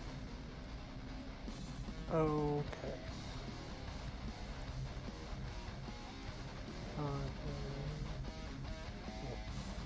What's that making? I could have hit both of you. Splink, please make a Constitution saving throw. As 19. this intelligence creature is doing math. Nat 20. Yeah. Hoovel, what was yours? 19. Okay. You both succeeded.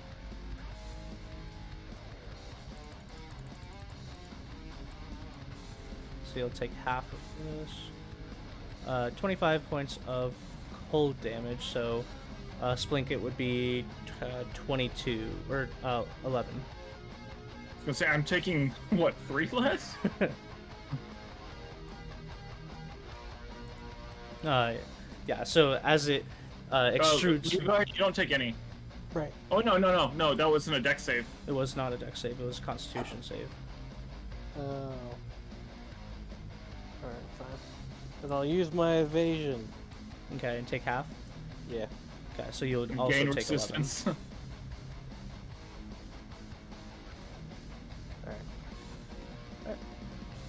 And then it is going to move there. Man, I like Pathfinder. Asher, go ahead. So I guess we can start telling people. Yeah, I think we've already told people, but So it's more concrete now though. Yeah. We have been playtesting Pathfinder, and after this campaign is finished, we are going to take a small break to set up the next campaign, and then we will be doing a campaign in Pathfinder 2e. So if you're interested in seeing some Pathfinder 2e content, specifically in Talespire, keep us in mind and spread the word. Asher, Sure. your turn. Okay.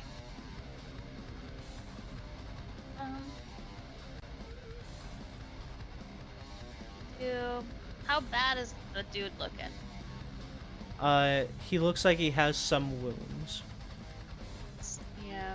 I didn't do Some pretty major wounds, but it seems to be trucking along pretty well. Okay. Oh, my headphones. We got one ally on the ground. And I've been dying to do this. I'm gonna try and cast Hold Monster. All right, go for it. Okay. This spell, it is newish. So they must succeed a Wisdom saving throw or be paralyzed for a duration. Okay. Duration being up to 1 minute. This is not an undead ice lizard, is it? It is not. Okay, just checking. What does it need to make? Not dead yet. Wisdom saving throw. Wisdom 16. It rolled a wisdom saving throw of 18. Oh, you bitch. Well, I'm like, sorry guys, I was gonna do something super cool. And then, So, Asher, you extend your hand out, and you guys see like a magical crust around this creature, and as it's moving, it shatters like glass around it. but I believe in you, Splink. Thumbs up. You're inspired. That was weak. Weak turn. Weak fight. That's what I got. Okay. I could not believe in myself enough to accomplish this, but I have faith in you, Splink! But through the power of friendship. You here I guys, go. Exceeding my limits again. As Splink's like the real protagonist here. Not me, I've been here the whole time. But this goblin, he's like killing it. Splink's up there with one of my favorite characters so far. Yeah. He's a good boy. Oh, it's 15 feet. Whatever. You guys see as the cannon with legs comes trudging up, and then fires at this creature. That inspired that guy! And misses. Should have inspired that guy. BAM! It's probably because Zarlad's still hiding. I can't really see what he's aiming at. That guy is very dead. Splink. Oh wait, no. Hoovel, did you go? Nope. Hoovel, sorry. Okay. Can I go higher or no? I do have like the actual ceiling, so you can go as high as your character model will allow. Okay, I'm gonna. Actually, I'm not gonna move because I'm gonna use steady aim to get advantage. Okay. And then shoot my shot.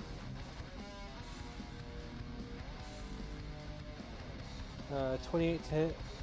28 will hit. Yeah.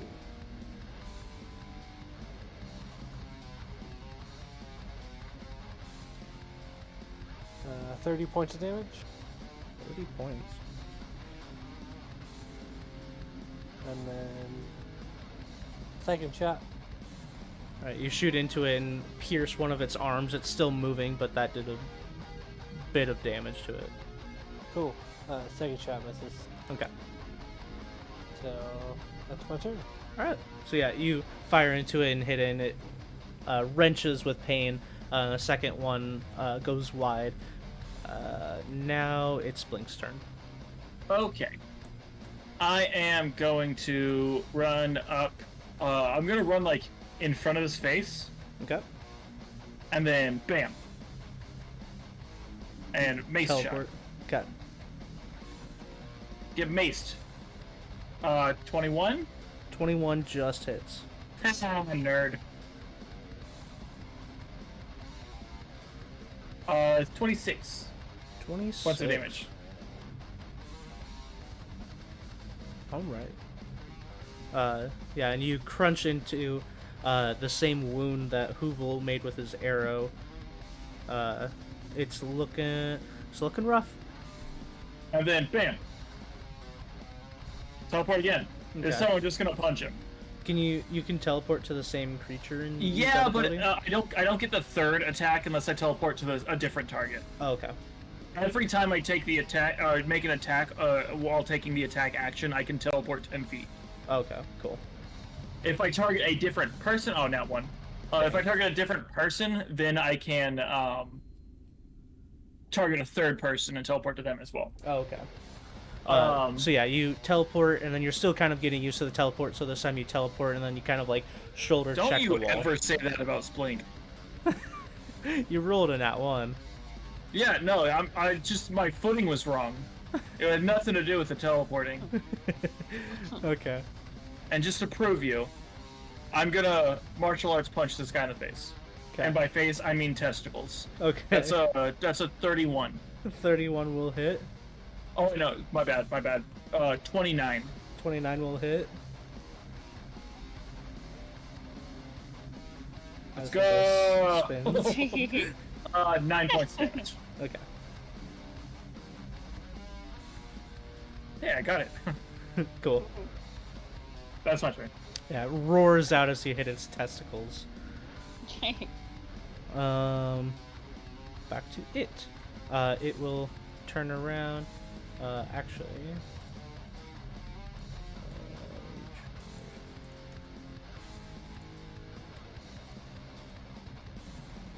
Dang.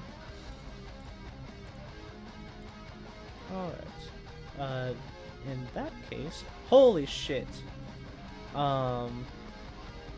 It's gonna make 5 attacks.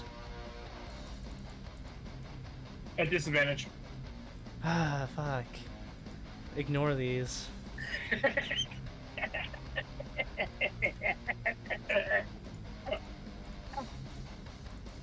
Okay, I'll do every 2.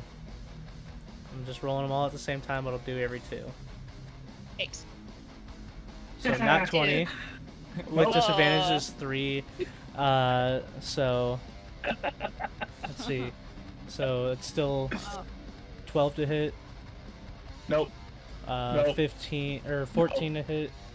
No, I think he missed no. every hit. Yeah, he missed every hit.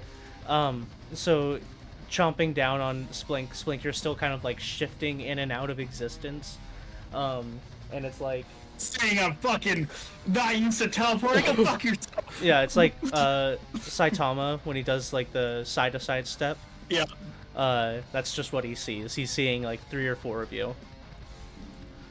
It's a displacer cloak as well as me teleporting around. Yeah. Cool. Hoovel, With your turn. disadvantage, you're like, fuck. Dude, 5 attacks. That's rough. I think it's fine. Yeah, no, it's cool. But Hoovel, you're up. Oh, again? Yeah, because I skipped your turn last time by accident. Oh, okay. Then same as last time. Steady aim, shoot, nat 20. That's awesome. Noise.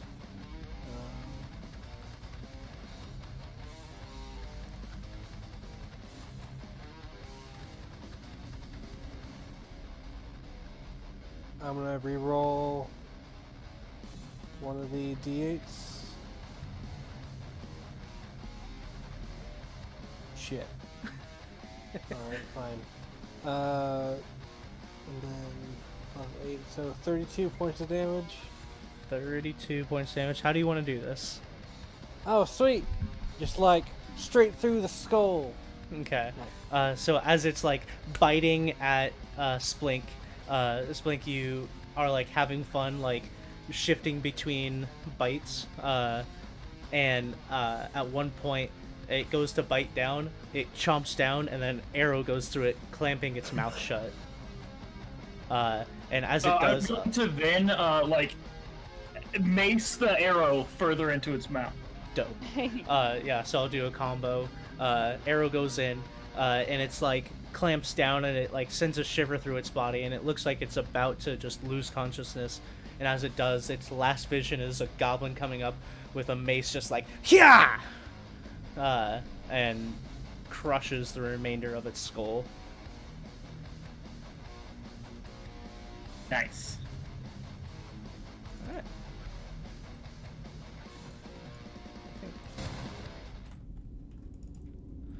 But at this time, you guys feel like you're have no danger immediately around you.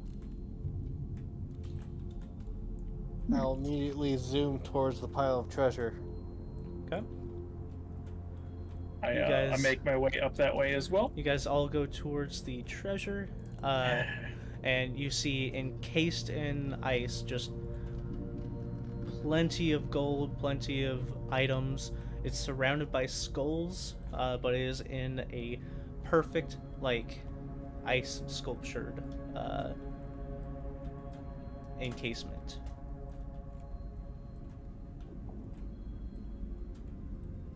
I get out my short sword and start chunking. All right, your short sword of ice. No, it's a, oh, it's not a short sword. My scimitar. Your scimitar of ice. It's a frost brand scimitar. So, I mean, kind of. So yeah, you're like chopping away. It's like recreating the ice. No. I'm just kidding. Yeah, you guys, if you want to, can take. It will take a few hours of work and probably the remainder of the day to do this. Does the storm look like it's letting up? At this point, no. Oh, then yeah. I start using my my surefire method of melting the ice was my mace. Okay. So I follow suit, and I just start wildly hacking. And every time I hit, I'm like, bam, bam, bam. There's no limit to that. No, every time I take the attack. Yeah. Is it whenever you hit a creature or when you take the attack action? I'll let you know the exact wording. Okay. Here. So it is called distant strike. When you take the attack action, you can teleport 10 feet before each attack. Okay, cool. To an unoccupied space you can see. If you attack at least 2 different creatures with an attack, you can make an additional attack against a third. Cool. That's super dope. Yeah, so every time I take the attack action, I can teleport 10 feet before each attack. Cool. Asher, while they're doing that, what are you up to? You literally see a goblin teleporting around a chunk of ice, smacking it with a mace. Going in, I get my freaking sword out, and I just start whacking ice with my hilt. You don't even have I'm to not- do that. You could just like literally tell it to start smacking the ice and like rest. Yeah, I guess that's true. And then like do it again, just like repeating this command. So, because my strength sucks balls. I miss. Where are you attacking? Up here. Is that where all of the loot is, or is there other stuff around the cave? We haven't searched. You can set your sword to attack and then search the rest of the cave if you'd like. Yeah, I'd let him do his thing, and then I like pop down the side of the cliff and like look at this size pile. Okay. While you guys are doing that, Zarla just yells across the cave, "I'll let the others know that everything's good to come over." Thumbs up. You do that. Okay. Asher, please roll an investigation check for me. Whoa. Here we go. Whoop.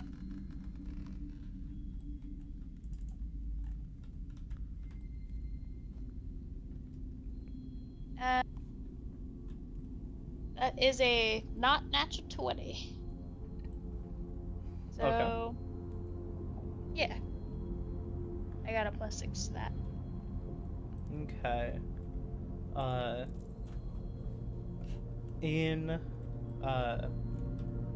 Or as you're looking around, you see the different things that the creatures were munching on. This boar is probably what you saw the tracks for. Excuse me. You see the large pile of bones that were next to the owlbear that this creature has probably munched on for some time now. Up here you see kind of like a indent of where the creature has been sleeping. So this looks kind of like the creature equivalent of a throne. Okay. Little den. But more intriguing to you, you do find this pack down here with a dead body next to it. And you find... Oh, we lost Levi. Uh-oh. Levi. Quick, you left at a bad spot. He's not in Discord. Fine. No, I meant Kyle. Oh. Asher, you find the Ring of Poison Resistance. Ooh. Well, then. As Becomes well... already identified. Oh yeah, I guess I could have said just a ring. No, it's okay. I like that. As well as 250 gold pieces. Woo! They also had a shield and a short sword, but those are non-magical. Hello?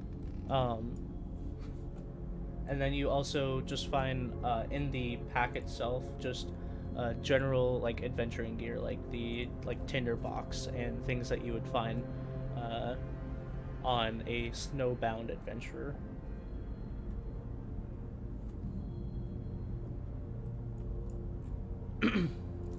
Further looking into the cave, you come across this ice bridge.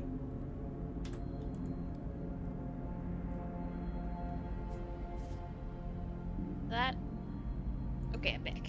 Ice bridge. You come across the ice bridge and you see another frozen section, and looking inside, like you press your eyes up against and like cuff with your hands, you see a preserved body in the ice. Yay. Gross. I start hammering at it. Okay. Yes. Everybody just be smacking ice. Yeah, I kind of thought that was our objective. Break into the ice treasure.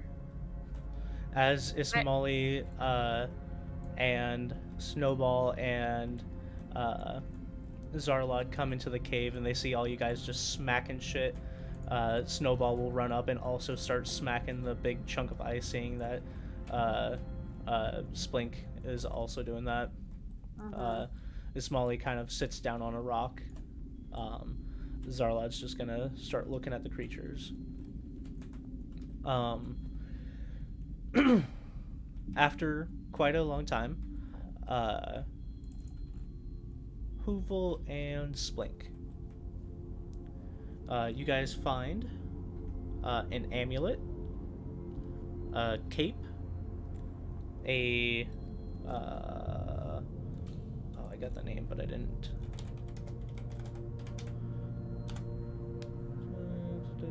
I can probably erase Longsword. Trask egg. Yeah, you can. Wait, can I keep the shells of the little Trask egg? Sure. Wait, so amulet, cape, what was the third one? Longsword.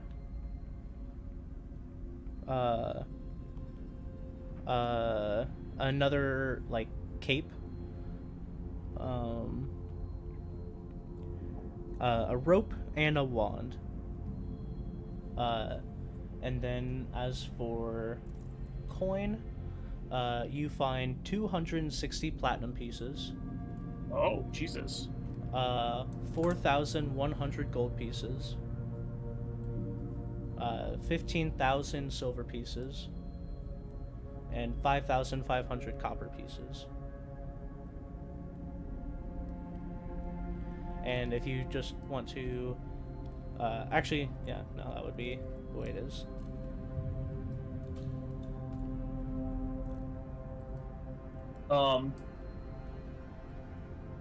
Okay. Is it still storming outside?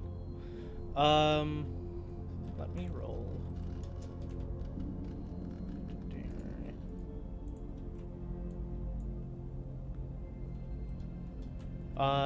It appears to be clearing up now.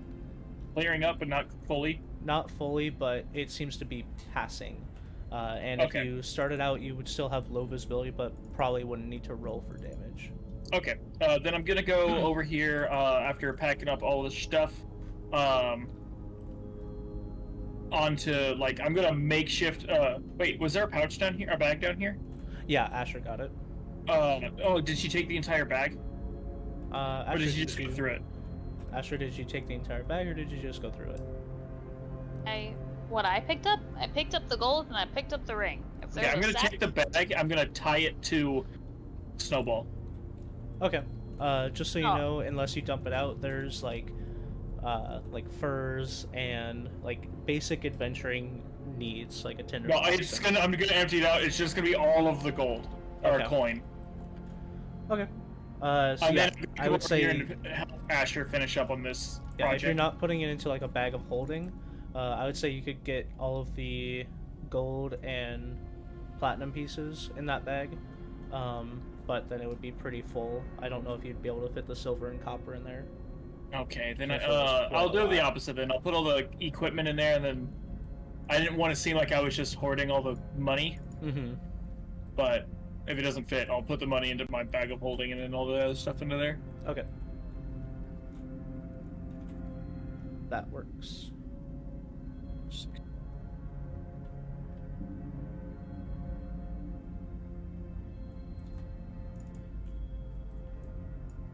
Okay. What are you guys up to now? You've cleared the... I'm helping Paisley finish up her thing. Okay. So yeah, you guys are hammering away at this. You do get a large portion of this person out, like the top half, and they are very dead.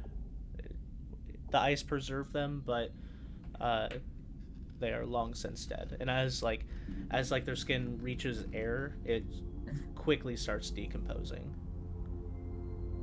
Wolves. I'm not sure what I was looking for. I tell the goblin in honesty. Just thought there might be something cool in his pockets. Some story. I don't know. I swing my hand, like my blade, a couple times. I'm using like the hilt. Yeah, no, she says there's something interesting in his pockets. I'm gonna keep going till those pockets are available to me. Okay.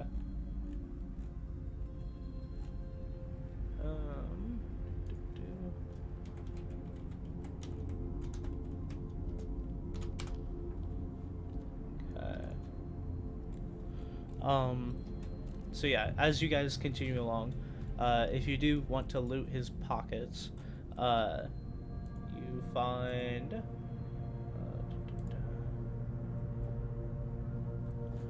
38 copper pieces and 16 silver pieces and 3 gold pieces. It was worth it. Along with that, his shield looks interesting. Oh, very nice. I give you the gold and I take the shield for some reason. Okay.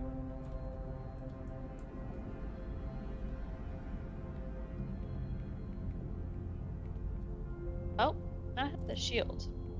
And that's pretty cool. I hope it explodes. I take it. I go back to Zarwat. No, the storm is breaking. We are heading out. Oh, Okay. It's been, let's see, so, walked.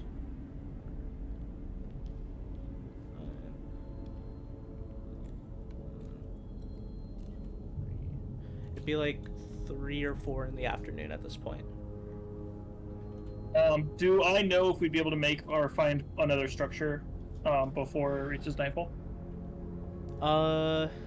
By nightfall, you feel like really the only structure you know of would be like that riverbed, where you guys fought the Wendigo. Oh yeah, no, I know that place is entirely safe. So That would be the place that you do know of. You could find another place, but you aren't sure. okay, but do I think we'd be able to make it to that place by nightfall? Yeah. Okay, yeah. Then if we leave, I tell people if we leave now, we should be able to make it there. Let's see.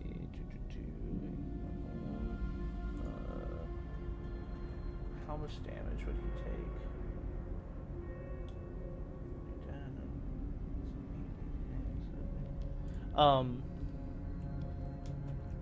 Ismali does say, I would really, really prefer not to, but if it does get us there quicker, I can create shelter for us.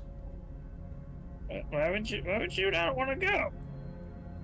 I want to go. I don't want to cast spells. Why do you think you'd have to cast spells? To create shelter. What? There's shelter there. I shrug. He says there's shelter there. We've been there. It's where our dragonfolk friend left us. Oh, okay. All right, let's get on with it then.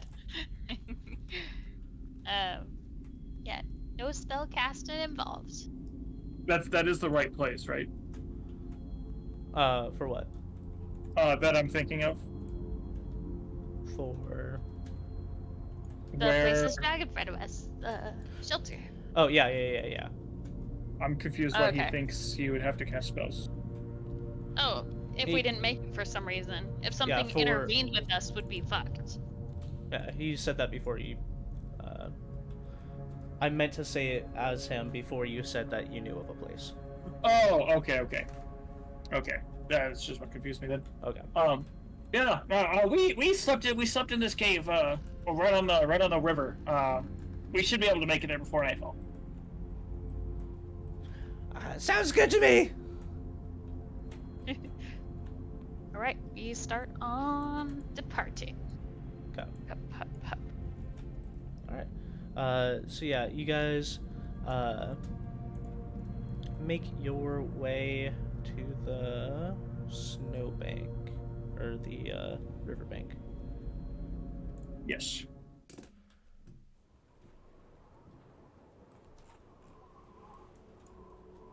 Levi, did you get back in? Or are you here? So it says waiting on GM. Oh, there we go. It's taking me somewhere now. Yeah. It's been sitting there like that forever. Yeah. You gotta say something. Yeah, we're here. We're here to help. I'm Not here me, to I make mean fun of those you guys. when stuff like Yeah. that happens. Dick. Okay. And I'm assuming you guys went the same pattern with Zarlod riding with Asher and Hoovel flying. Mm-hmm. I pick him up again. Okay. You guys approach this area and you feel like you are like a couple hours, maybe like 2 or 3 from the forward camp, but night has descended. So people are probably starting to get real cold. People are starting to get real cold, and yeah, if you were to continue trudging along, you guys would probably start taking damage, but it's not nearly as bad as the blizzard. Oh no, he can just climb this now. I don't know how he's gonna get inside, but I start leading up that way. Okay. You want to go to the small cave? I don't know how Snowball is gonna be able to get into any others. The biggest cave entrance would be... I don't know how he would get up there. Yeah. He could make a climb check. Now that he isn't quadrupedal. Yeah, he could. He could. It would require an athletics check. He has a +5 to that. Yeah. Oh, very nice.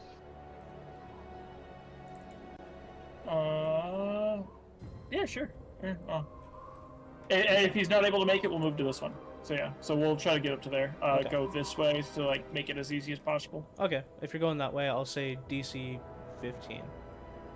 So coin flip. Nice. 17. So yeah, he digs into the rock, and Learning how I climb. yeah. And then the rest of you, I assume, are following them into the cave. Okay.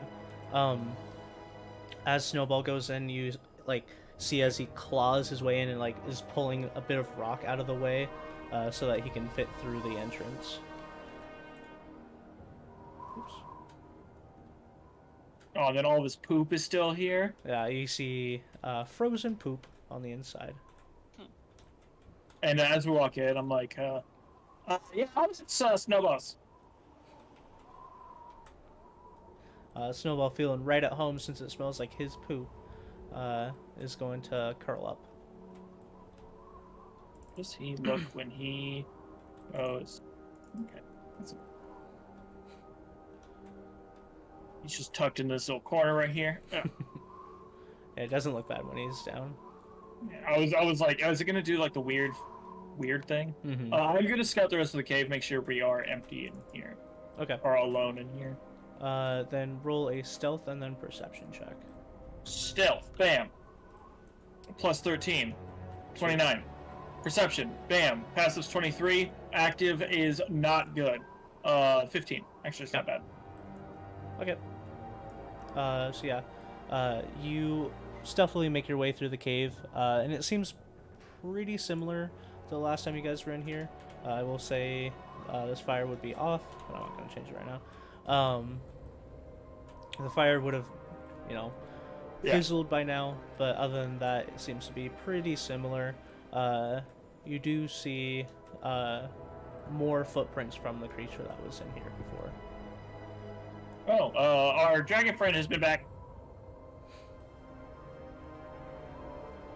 What about this? Has this changed at all?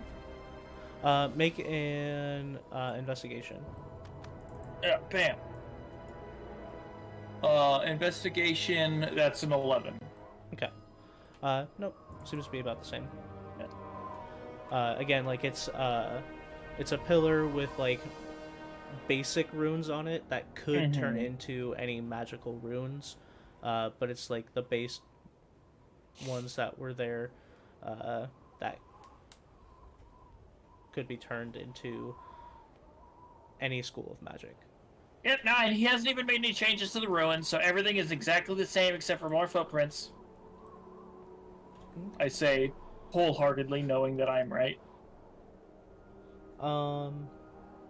And then one of you please roll a d20. I shall roll it. What up? 17. Is that good? It's a 17. Good. It's a 17. Nice. I feel good about that. Okay. Alright, what are you guys up to? I am giving Zarlon a bunch of stuff to tell me what it is. Okay. Oh, I follow after with my shield. Look. Fuck.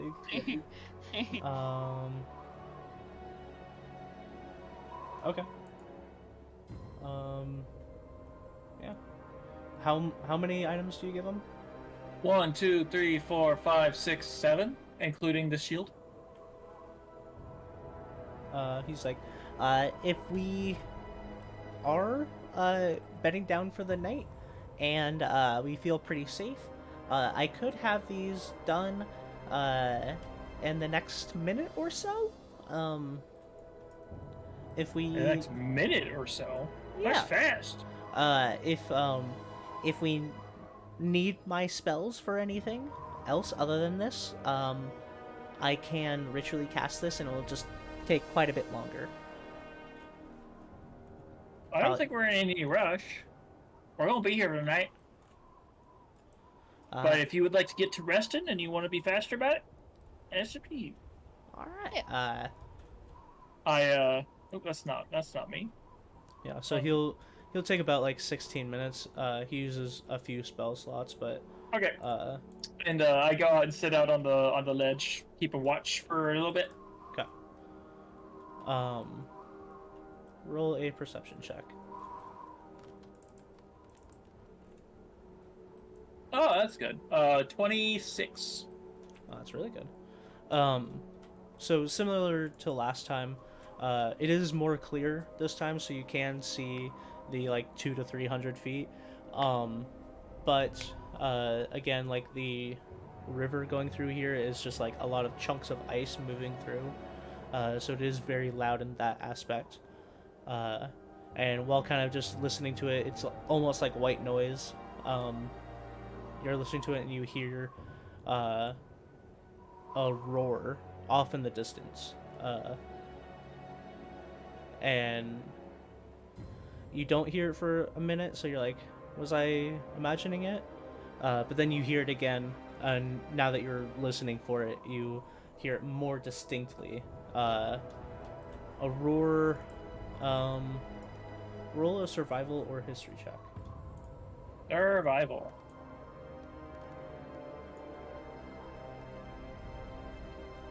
Well, Okay. You have heard this roar before. Last time you were here.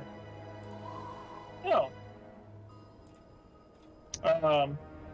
We may have our dragon friend back soon. Just a heads up. Okay. As you keep a lookout, Zarlod, I guess I'll say, since you say that, he starts using spells, but then he saves the rest of his, and begins ritually casting. But eventually does get the 7 items that you gave him. Asher, are you going to give him any items? Just she gave him the shield. Oh, okay. And That he'll was also do included. that one then. No. That was included in the 7. Oh, was it? Yeah, it was 6 plus the shield. Oh, okay, cool. Okay, thank you. In that case, the amulet is the Amulet of Health. The cape, or the first one, is the Cape of the Montebank. Oh, nice. The longsword is the Sunblade. The second cape is Wings of Flying. And then I already told you the Ring of Poison Resistance. There's the rope. Rope of Entanglement. The wand is a +2 wand of the War Mage. And then the shield is the Spellguard Shield.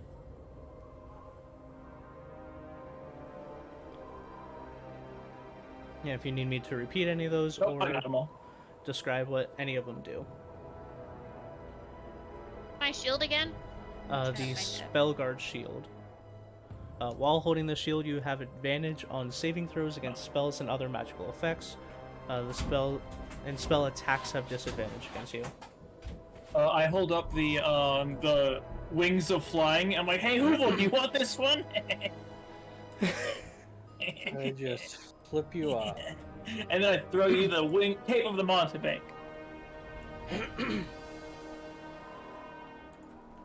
Okay. It's the one that's not of flying. So, Mm. I don't know if you guys have capes already. I don't have a cape. Now you do. Cape of Flying, bitch. Oh. Fly so Oh. good. Dimension doors. Yeah, that's nice. This is a cape that you guys have seen before. Yeah, it didn't Moat had it. moat. Yeah. Ooh.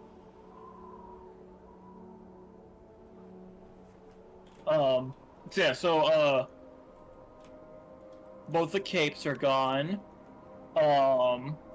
do with the shield? Do you use a shield? No, I use my fist and a mace. I don't think I have an amulet though. I put the rope of entanglement in my bag. Okay. It entangles everything in my bag. Okay. Put it in your bag, it actually like activated. It's just like shit. So that part is gone. And then amulet of health. Oh, I'm putting that on 100%. Yeah. I just go ahead and put that on right away. Okay.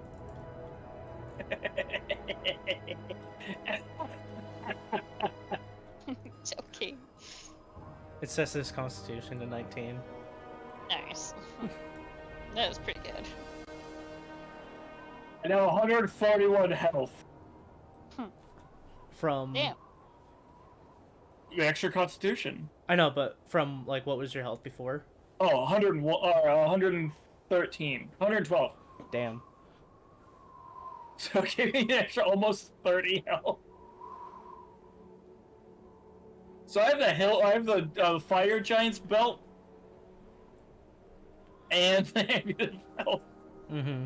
I could have also had the amulet of intellect. Yeah.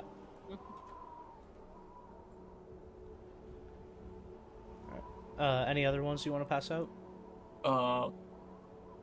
Hold on. I am over encumbered by coin Okay. because it does not count that as in my bag of holding. Ah. I was like, why do I have 500 pounds on me? Yeah. It's because of the coin. If you'd like to, you can just make like a bag of holding and then put it in there. And then Yeah. just call it There's still the snowball. wand of the war mage. I throw that to Paisley. Okay. Then there's the long sword of Sunblade. I will not use it. Paisley, just so you know, Wand of the Plus War 1, Mage. plus 2, plus 3. Which one? It is a +2 Wand of the War Mage. Okay. Thank you. Is this just a lightsaber?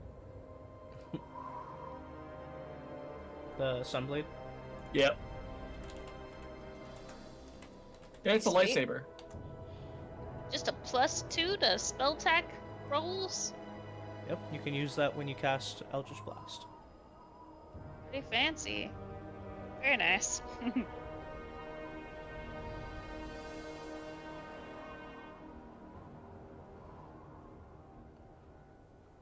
Oh yeah, I'm just gonna put in my other possessions all the money because doesn't look like I can move it into a Oh, bag okay. of holding. Okay. Is there a way that I can make this not weigh anything? Asher. Oh, ignore coin weight. There's an option for it. Yeah, you can, yeah. Asher, Zarlod's gonna come up to you, and say, That's 500 pounds of coins, by the way. Asher, I noticed you were given the, wings of flying. And we've been flying on the same broom for the last day or so. Paisley's like, no! Would No. you maybe want to trade one of those two so I could fly alongside you? I give him, that's fair. I go ahead and, well, so you said wings of flying? Yeah. Is this an activate or just on commands? Wings of flying. Let me give you the...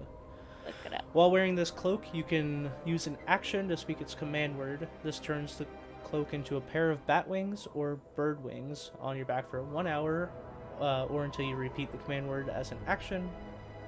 The wings give you a flying speed of 60 feet. When they disappear, you can't use them again for 1d12 hours. Okay. Broom is better. Yeah, I like my broom. Yeah, the broom because then I don't doesn't have use to do anything. It doesn't use an Yeah. action to get on, but Oh, it also doesn't have a time frame. it also Yeah. doesn't have a time frame. but it is 10 feet slower. Yeah, that doesn't I'm okay matter. with that. Yeah. So I give him the wings. okay. You don't happen to use shields, do you, Zarlod? I can. I give him a shield too. Okay. I know.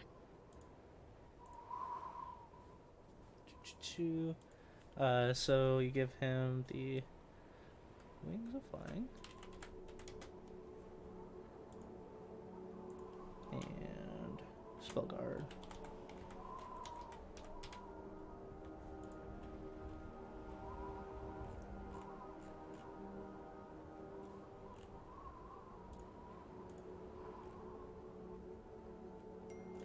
Okay.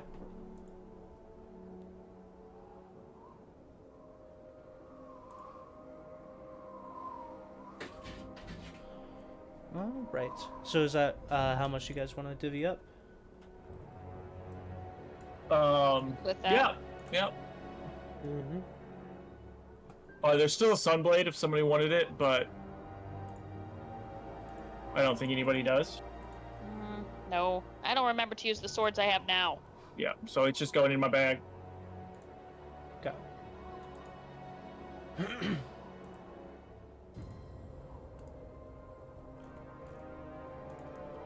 All right. I have 2 different ways of like entangling people. I have the rope of entanglement and the bands of Belaro. Yeah.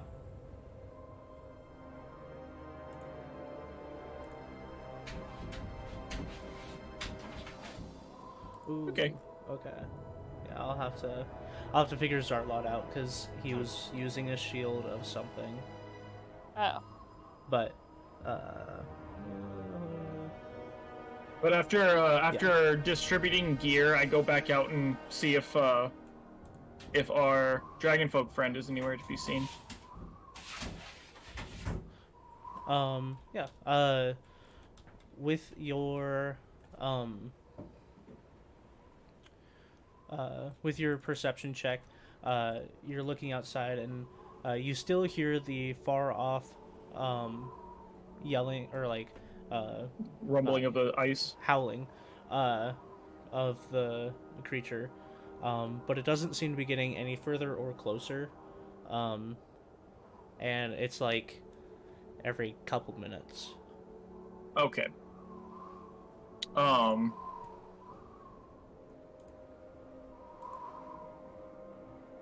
I am going to cast Goodberry and give everybody a snack because I don't think we have actually stopped to like eat. Mm-hmm. I give everybody a Goodberry. Here's a Goodberry for you. Here's a Goodberry for you. Here's a Goodberry for you. So that's 5, and then I give Snowball like 4 of them. I mechanically chomp it. I guess half our people don't need to eat. You just give it to Snowball. That brings up a point. Can Warforges eat? They're allowed to like drink potions and stuff. Okay. They just don't have the need to. Yeah. Okay. So yeah, if you don't eat yours, just give it to Snowball. But yeah, and then I just distribute them out. So we have food, and then I talk to everybody and I say, well, we can probably assume he's going to come back here based off these footprints. He has been coming back here. Do we set up an ambush? Yes, ambush, absolutely. Okay. We can disguise our scent. I point to giant piles of poop. Ugh. I'd rather not. I find a good spot to hide. Okay. More for me.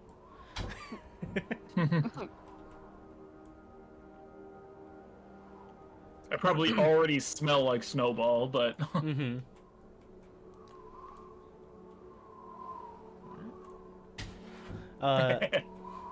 I would like you guys to roll a group stealth check.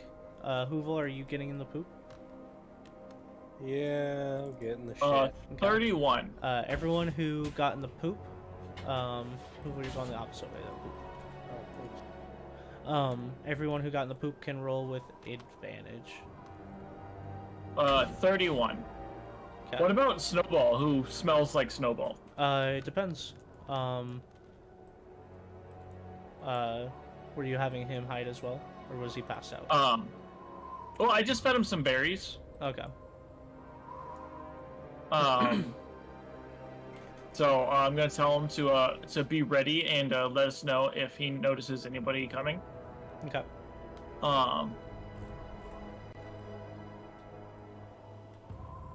That's his range. That's it. Yes. Okay. So we should be able to hopefully get a sense if somebody is entering within that range. Mm-hmm. And then and I just tell him to try to be as quiet as possible. Right. But if the thing has like a scent, I don't know if he would have to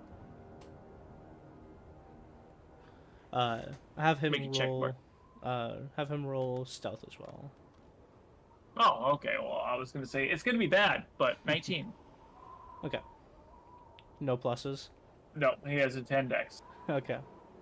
I thought he had a negative, but Yeah. it's actually a 10, so it's not awful. Sweet. Then, yeah. You guys hunker down. Let's roll for this. Okay. And Asher, what did you roll? I didn't roll. Oh, roll stealth. Whoop. Oh, it's So not yeah, for not us. being in poop. And then Hoovel, what did you roll? 26. I got a 12. Okay. The majority of you guys did well. Everyone but Asher I pretty am much. 1 in poop. Yeah. You guys look over and you feel like you lose a Smalley, Hoovel, and Splink every now and then, but then you blink and it's like, oh, they're just sitting in poop. But yeah, What else is new? you guys sit there for a really long time. Smalley falls asleep eventually, as it's been a few hours after you guys settled. Snowball is staying up to sense around you guys. But After I'm like severely covered, I do move over to be with Snowball. okay. Yeah, he's at this point it's been like 4 or 5 hours. Snowball looks pretty darn tired, but Yeah, he can go to sleep. okay. Yeah, he goes to sleep. And then Hoovel and Asher, eventually everyone else falls asleep, and you guys are Like if you tell a dog to like stay up and like protect you, he's gonna fall asleep. mm-hmm. But he might still smell something and wake up. Yeah, he was doing his best to stay up, but yeah, he. I think technically while you're asleep, you just have disadvantage on checks to notice anything. But anyway, yeah, you guys stay alert as you don't fall asleep, and as you rest, nothing happens throughout the night. And you guys can mark down a full rest. Hoovel and Asher make perception checks. Okay. Up to my total 141 health. 24. 24. And Asher, what was yours? 16. Okay. Hoovel. You would hear this as well. Throughout the night, you hear the crunching of ice outside and the howl of wind. But every few minutes, you just hear the very faint howling of that Wendigo-like creature. that you guys fought here last time. I'm gonna make sure I have my bow out, like arrow nocked, just in case. Okay. As you're listening, it's strange and quite frightening, as you can tell it's the same howl, but every now and then, it sounds like a person screaming, or an animal A in trouble. dragonborn screaming. Every now and then the yell changes, but it's still a yell or a howl. But you do all get a full rest, and you wake up the next morning. Feeling healthier and stronger than ever. Ooh, that's really bright. I was just gonna say that. Oh.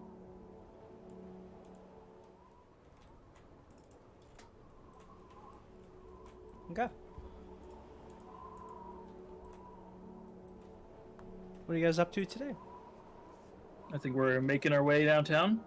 Making your way downtown? Yeah. Continuing towards our destination. Okay. Faces pass and we're homebound.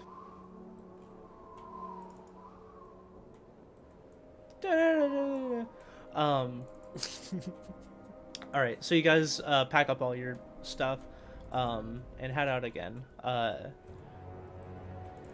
You guys, I'll just say Snowball can climb back down the way that you got up, and you guys head back along the path. And Splink, at this point, you have like a regular path that you would take from here, so it doesn't take you guys very long. Like I said, another 2 or 3 hours to reach the river crossing. Yeah. Okay. I'll pull you guys over there. And as you guys get there, I'm assuming you guys are going to the camp. Yes. Okay.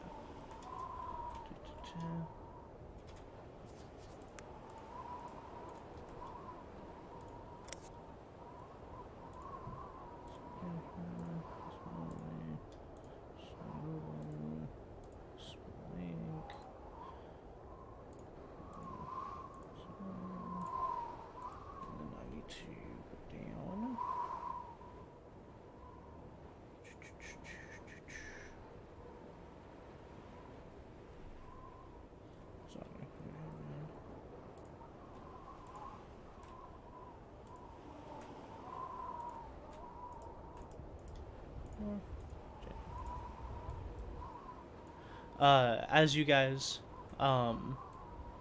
like walk down the path and walk up to the forward camp, as you squeeze your way through the entrance with Snowball,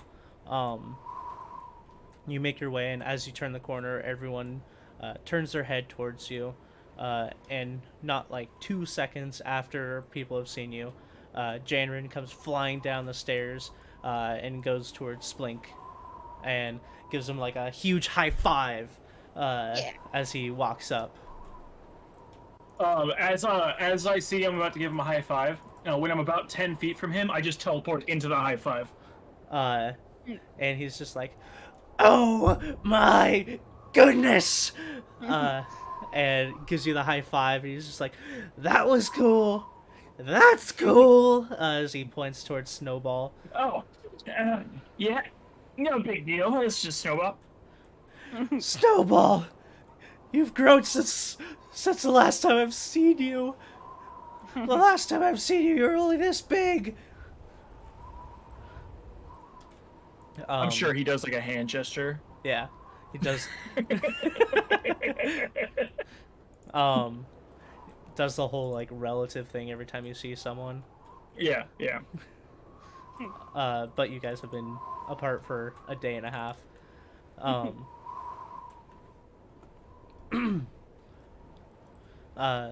But then he, after giving you guys some time, Ismali is going to go up to Zagrak, and say, "So, these are all the goblins that showed up." Oh, that guy's cool. Yeah, and those are the goblin or Yeah. griffin I riders. think it's the first time I've actually seen their models. Oh, cool. Zagrak just says, "Well, unfortunately, we haven't had any other goblins show up past the ones that we brought here with the ones that were already here." Smalley kind of looks down. Well, it's a little disheartening. We did get here pretty fast, though, so I'm sure they'll be showing up soon. Looks to the rest of you and says, "Well, I'm going to go around, make sure everyone's all right. I'd like you to fill in Zagrak and Janrin on the plan, and maybe tweak it or finalize the plan. I will be back soon." As he goes off, you can see he's asking everyone like individually, like checking everyone out, making sure everyone's okay. Does look pretty disheartened that no one else showed up. Hey, Quite don't a be few a little bitch. goblins. No, all the goblin friends. Okay. So, I think the plan is I get us something that we can teleport to. And then we're in the middle of the town. Then we're Surrounded in by the middle- undead. And we just start blasting. And, we just start blasting. How does that plan sound? Well, That sounds like a goblin plan to me. Sounds like a god into me. yeah. I don't know if we can get a better plan because we can't get close enough to see what's going on inside there, like how many exactly there are or anything. The thing is if we need to rest for some reason within their walls, I don't know if we'll be able to. Then plan on not having to rest. Yeah, I suppose. Zagrak speaks up. We do have our 4 griffin riders talking about how we're going to get there. They can each carry 3 goblins, or you slightly bigger folk, 2 of you, and one of them can carry that big fellow over there. But that would be pushing their max, so no more after that. Yeah. That could get us close, but we won't have any backup. That would be pretty much all the griffins, if I am counting right. And like counting on his fingers, but he's missing like 3. We can get in, but your reinforcements would be much appreciated. I think what we need to do is I need to get close. I need to get the stuff that we need to the thing that I need to get for leaders so we can get in. Hey, leader! Smalley turns back around and comes back. For you to do us the blinky blink into their base. Yes! How far away do you need to be? Or how close do you need to be? As long as I'm on the same plane of existence, I believe. Oh, well, then we can do it whenever. Yeah. Like I said, I'll just need something from inside. Yep. I will do that. I gulp. So, back to the plan. Okay. As soon as we can, I will go in there. Okay. I will gather something for Smiley, Yes. and I will get out. Yeah. Then. Then, I will get back to you guys and give the thing to Smiley. He'll get the best fighters that we have here to right in the center of town. Okay. And we start blasting. Up to 8. Up to 8. Okay. A 1 is me. 2 is Snowball. 3 is Shavrin. I think those are the only good fighters here. Wow. Yeah. Jared's just like, All right.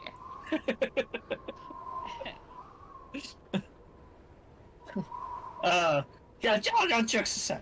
I'll check this out. Okay. And then we got Goblin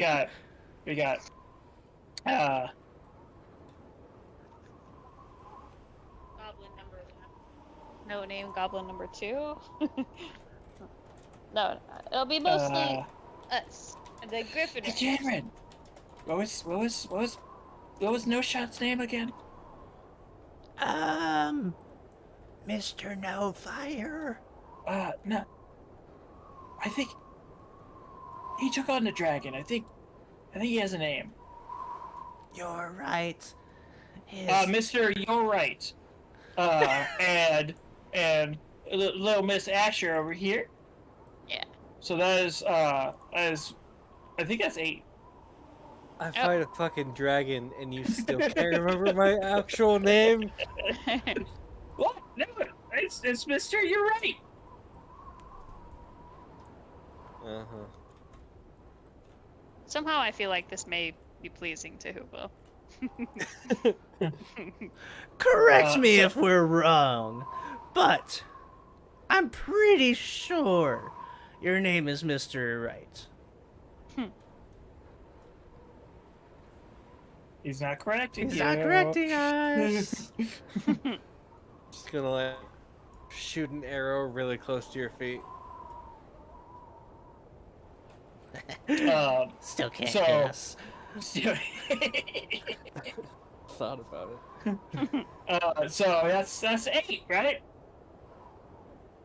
That's 8 right here.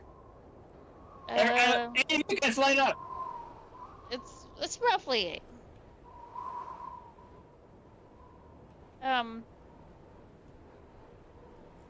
Okay.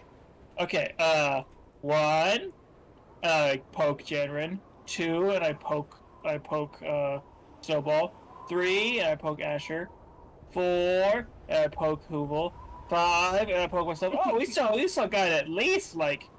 So we take a couple of no-name goblins, I reckon. I guess Sogrek might be considered a good fighter if he wants to join. Zalgrak's grimacing, but not saying anything at the time. I would say I'm a pretty good fighter considering I beat one of the people you listed. Yeah, it's true. That was luck. So that's Nice. that's sure. What comes after 5?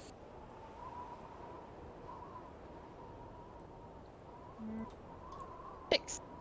Oh, that's 6. Yeah, 6 right there. Yeah. I'm not sure if Zarwad wants to go. Zarwad?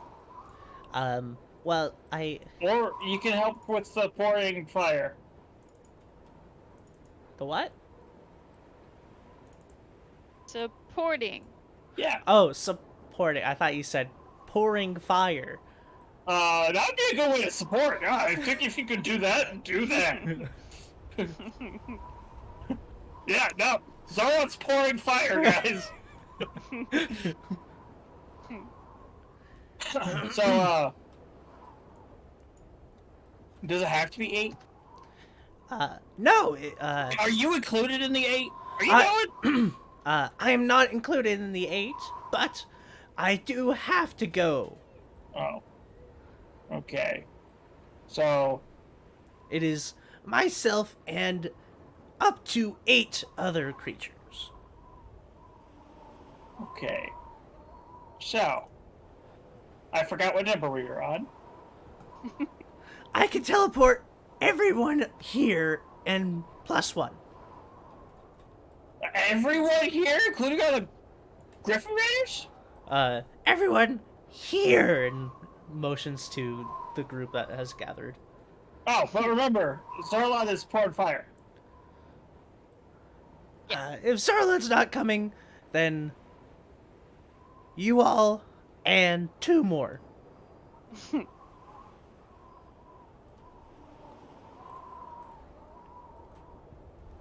Okay, you lost me again. Is somebody gonna take over this conversation, or I'm gonna keep doing this stoning?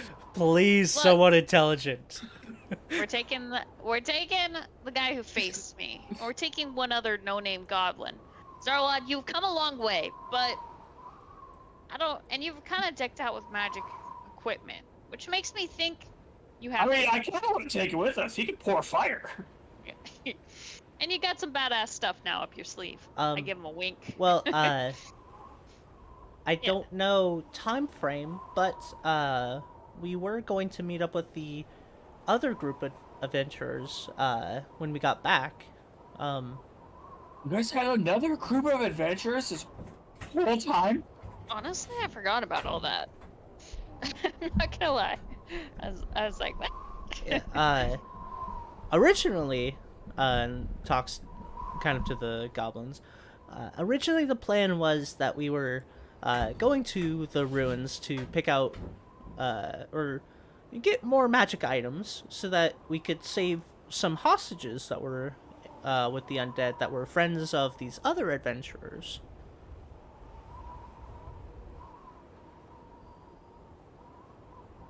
Nope.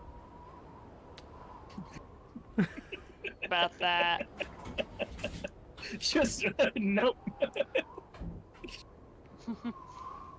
I know nothing about that. You always told me. Yeah. Our plan somewhat changed over the course of time, and Okay. I don't even know if they're alive. Then, Been a while. can you guys find out they're alive while I get into the city? Yes. We can do that. January. Because then, more hands. Potentially. If they're While I'm in the city, I need you to be within. Sorry, I'm trying to find the item so I know the range. It's only 600 feet. I need you to be right on the edge of the city's vision. It's like right when you can see the city, stop there. I'll blow my horn if I need help. He nods. It shouldn't come to that, but If you blow the horn, is it on? We're wiping them all out ourselves, or is it more of like... if I blow the horn, I don't think everybody else is gonna be there. So I think that is the situation to just try to get me out. All right. Easy enough. But if that happens, they'll be on alert, so I don't think like a sneak attack or any kind of trickery. I think if that happens, our next engagement is just gonna be wham bam. What's something I can say that'll be funny with skeletons? Thank you, skeleton. Thank you, skeleton. Okay. Yeah. Wham bam, thank you, skeleton. Yeah.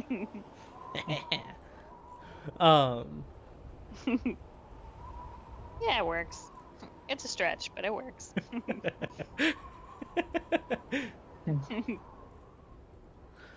But while me and Janren are getting the stuff we need for Ismaili, You guys can find your party members. These others in the Gagao. The others, who we have not been told about. I feel dirty. Wow. I feel tainted. They had another party before us. I thought we were there first. How could they have one whole party before us? I mean, we never ran with them. Don't stress it. Don't stress it.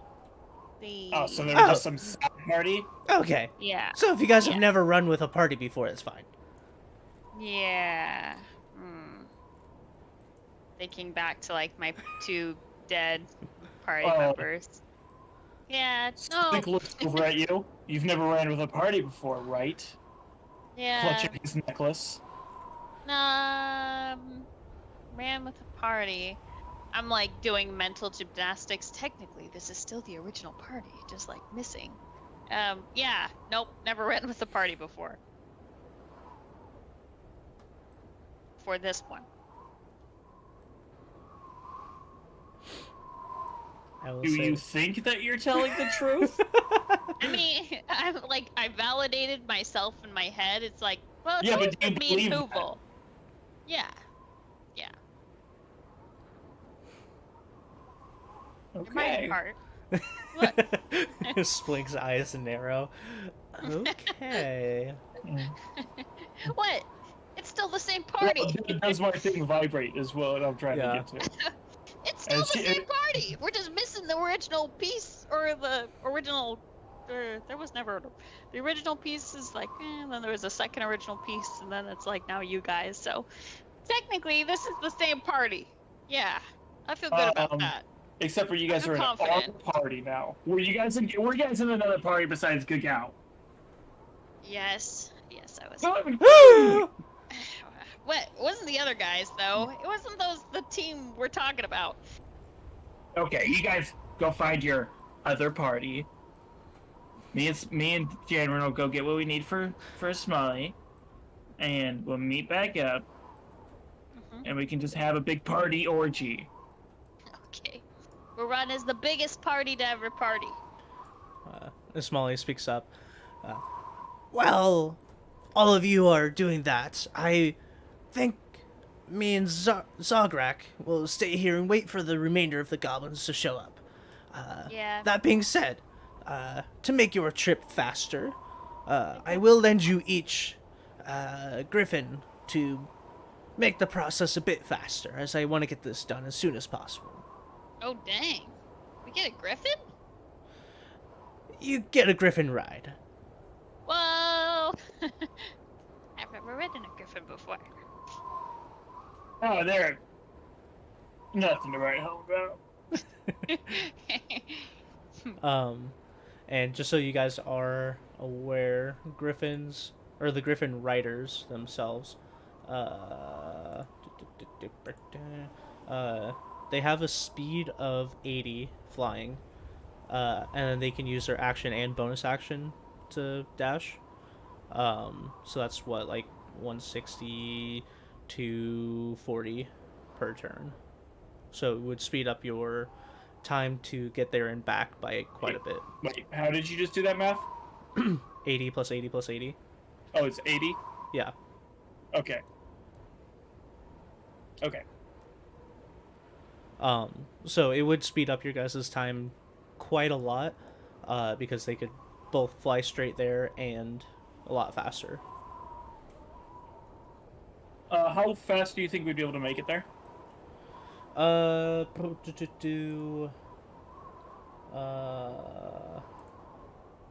Let's see. It is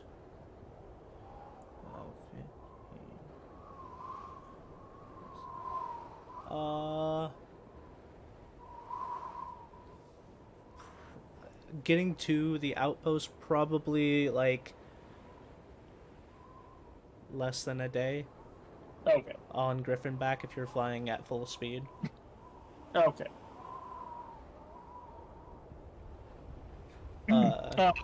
Yeah, because your normal movement on the ground is at half speed because you're going through the snow. So normally you can move 18 whatever's, I think it's miles per day, and then half of that was 9. So you guys have been moving at 9 per day, and it's 15 to get there. So if you're flying and going there, it's like half a day's journey, maybe a little bit more. Okay. Okay. Then that should be. I mean, I don't think Splink has ever been there before, so I don't think he knew how far away it was. You guys may need to take someone with you to know the exact place. Right.